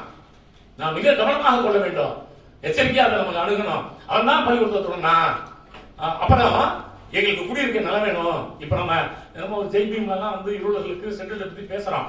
அப்ப இவர் பிரிட்டிஷ் கவர்மெண்ட்டுக்கு எழுதுற என்ன எழுதுறாரு, நாங்க குடியிருக்கிறதே எங்க பட்டம் போட முடியாது, இதெல்லாம் எங்க இடம். அப்பதான் அந்த பஞ்சமி நிலம்ங்கிற கான்செப்ட் வந்தது. ஒவ்வொரு மாவட்டத்திலையும் பஞ்சமி நிலம், இது பஞ்சமி நிலம், பஞ்சமர்கள் ஒத்துக்கிட்டு இதை செய்யறாங்க. அதே காலத்துல உங்களுக்கு பாயாக்கரிகள் உரிமை படிச்சிருப்பீங்கன்னு நினைக்கிறேன், அரசையா போட்டிருக்காரு. அப்ப வந்து செங்கல்பட்டு மாவட்டத்துல வெங்கடாசல நாயக்கர் ஒருத்தர் இருக்காரு. அவரு தான் என்ன பண்றாரு, அங்க இருக்க வன்னியர்களுடைய நிலத்தை பூரா பிடிக்கிறாங்க. கேட்டா சூத்திரனுக்கு நிலம் வச்சிருக்க உரிமை இல்ல, யாருக்கு உரிமை இருக்கு, பிராமணன்ஸ் தான் இருக்கு, அதனால சொத்து பூரா அவனுக்கு தான், நீ அந்த கூலியால வேலை செய்யலாம், உனக்கு மனுதர்மப்படி உனக்கு ரிக்வேதப்படி நிலம் வைத்துக் கொள்றதுக்கு உனக்கு உரிமை கிடையாது. பல பேர் நிலத்தை இறங்குறான், பிரிட்டிஷ்காரன் இம்ப்ளிமெண்ட் பண்றான். அவர் தான் அந்த வெங்கடாச்சல நாயக்கர் தான் சூளையில ஒரு பெரிய இயக்கம் நடத்தி, பத்திரிகை நடத்தி, தத்துவ விவேதினியா நண்பர்கள் படிச்சிருப்பீங்க நினைக்கிறேன், அரசியல போட்டிருக்காங்க தொகுதி தத்துவ விவேசினி, அதுல பூரா கட்டுரைகளை எழுதி இதெல்லாம் சரியா இருக்காது அப்படின்னு அந்த சென்னையில் இருக்கக்கூடிய நாயக்கர்கள் அந்த வன்னியர் பிரிவை சார்ந்தவர்கள் தான் அன்றைக்கு இருந்த பார்ப்பனர்கள் கடுமையாக எதிர்த்தார்கள். ஏன் நான் இதை சொல்றேன்னா, பெரியாரே சொல்ற இந்து மத ஆபாச போதினி, புத்தகம் பேரு இந்து மத ஆபாச போதினி, ரிட்டன் பை வெங்கடேசர நாயக்கர். இந்த தத்துவ விவேசனை நடத்தினாரே அவர் எழுதுல புத்தகம் வச்சிருக்கேன். இப்ப நம்ம ஐயா ஒருத்தர் இருந்தால அந்த திராவிடர்களை எதிர்த்து பெரிய இப்ப இறந்து போனாரு ஆணிமுத்து ஐயா, அப்ப மறுபதிப்பு கொண்டு வந்திருக்காங்க. பெரியார் அப்ப 1930 அதை வெளியிட்டார், இந்து மத ஆபாச போதினிய. அப்ப சொல்றப்போ வெங்கடாசல நாயக்கர் சொல்லுவார், 1860ல ஒரு 10 சாதி 20 சாதியை போட்டு நாங்கெல்லாம் நிலம் வச்சிருக்கிறதுக்கு உரிமை இல்லையா, உரிமை அவனுக்கு மட்டும்தானா, கொஞ்சம் பிள்ளை மாதிரி அதை சேர்ந்துக்கிறாங்க, இவன் தான் வச்சுக்கலாமா, எங்க நிலத்தெல்லாம் பிடிக்காம நாங்க அந்த நிலத்துல கூலியா தான் வேலை பார்க்கணுமா, இது என்ன நியாயம் போராட்டம் பண்றாங்க. அதுக்கு பேரு பாயாக்காரிகள், நில உரிமையாளர்கள் பாயாக்காரிகள் குத்தகைதாரர் அர்த்தம். குத்தகைதாரர் உரிமை அப்படின்னு சொல்லிட்டு பிரிட்டிஷ்காரங்க அவங்க வெங்கடாச்சல நாயக்கர் வந்து அப்ளை பண்ணி, இதெல்லாம் வரலாறு நண்பர்களே.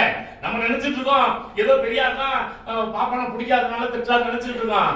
பெரியாருக்கு முன்னாடியே இந்த பார்ப்பனிய எதிர்ப்பு காலந்தோறும் இருந்தது. அவர்கள் மொழியையும் இனத்தையும் அழிக்கணுங்கிறதுல எவ்வளவு தெளிவாக இருந்தார்கள் அப்படிங்கறத நம்ம பார்க்கிறோம். மொத்தத்துல இந்த காலத்து வரலாறை நாம் படித்தாலே இவை நமக்கு தெரியும், இயல்பாகவே தெரியும் அப்படிங்கிற கருத்தை சொல்லி ஏற்கனவே காலம் நிறைய கடந்துச்சு. நண்பர்கள் வந்து சொல்லிட்டு இருக்காங்க, வாய்ப்பு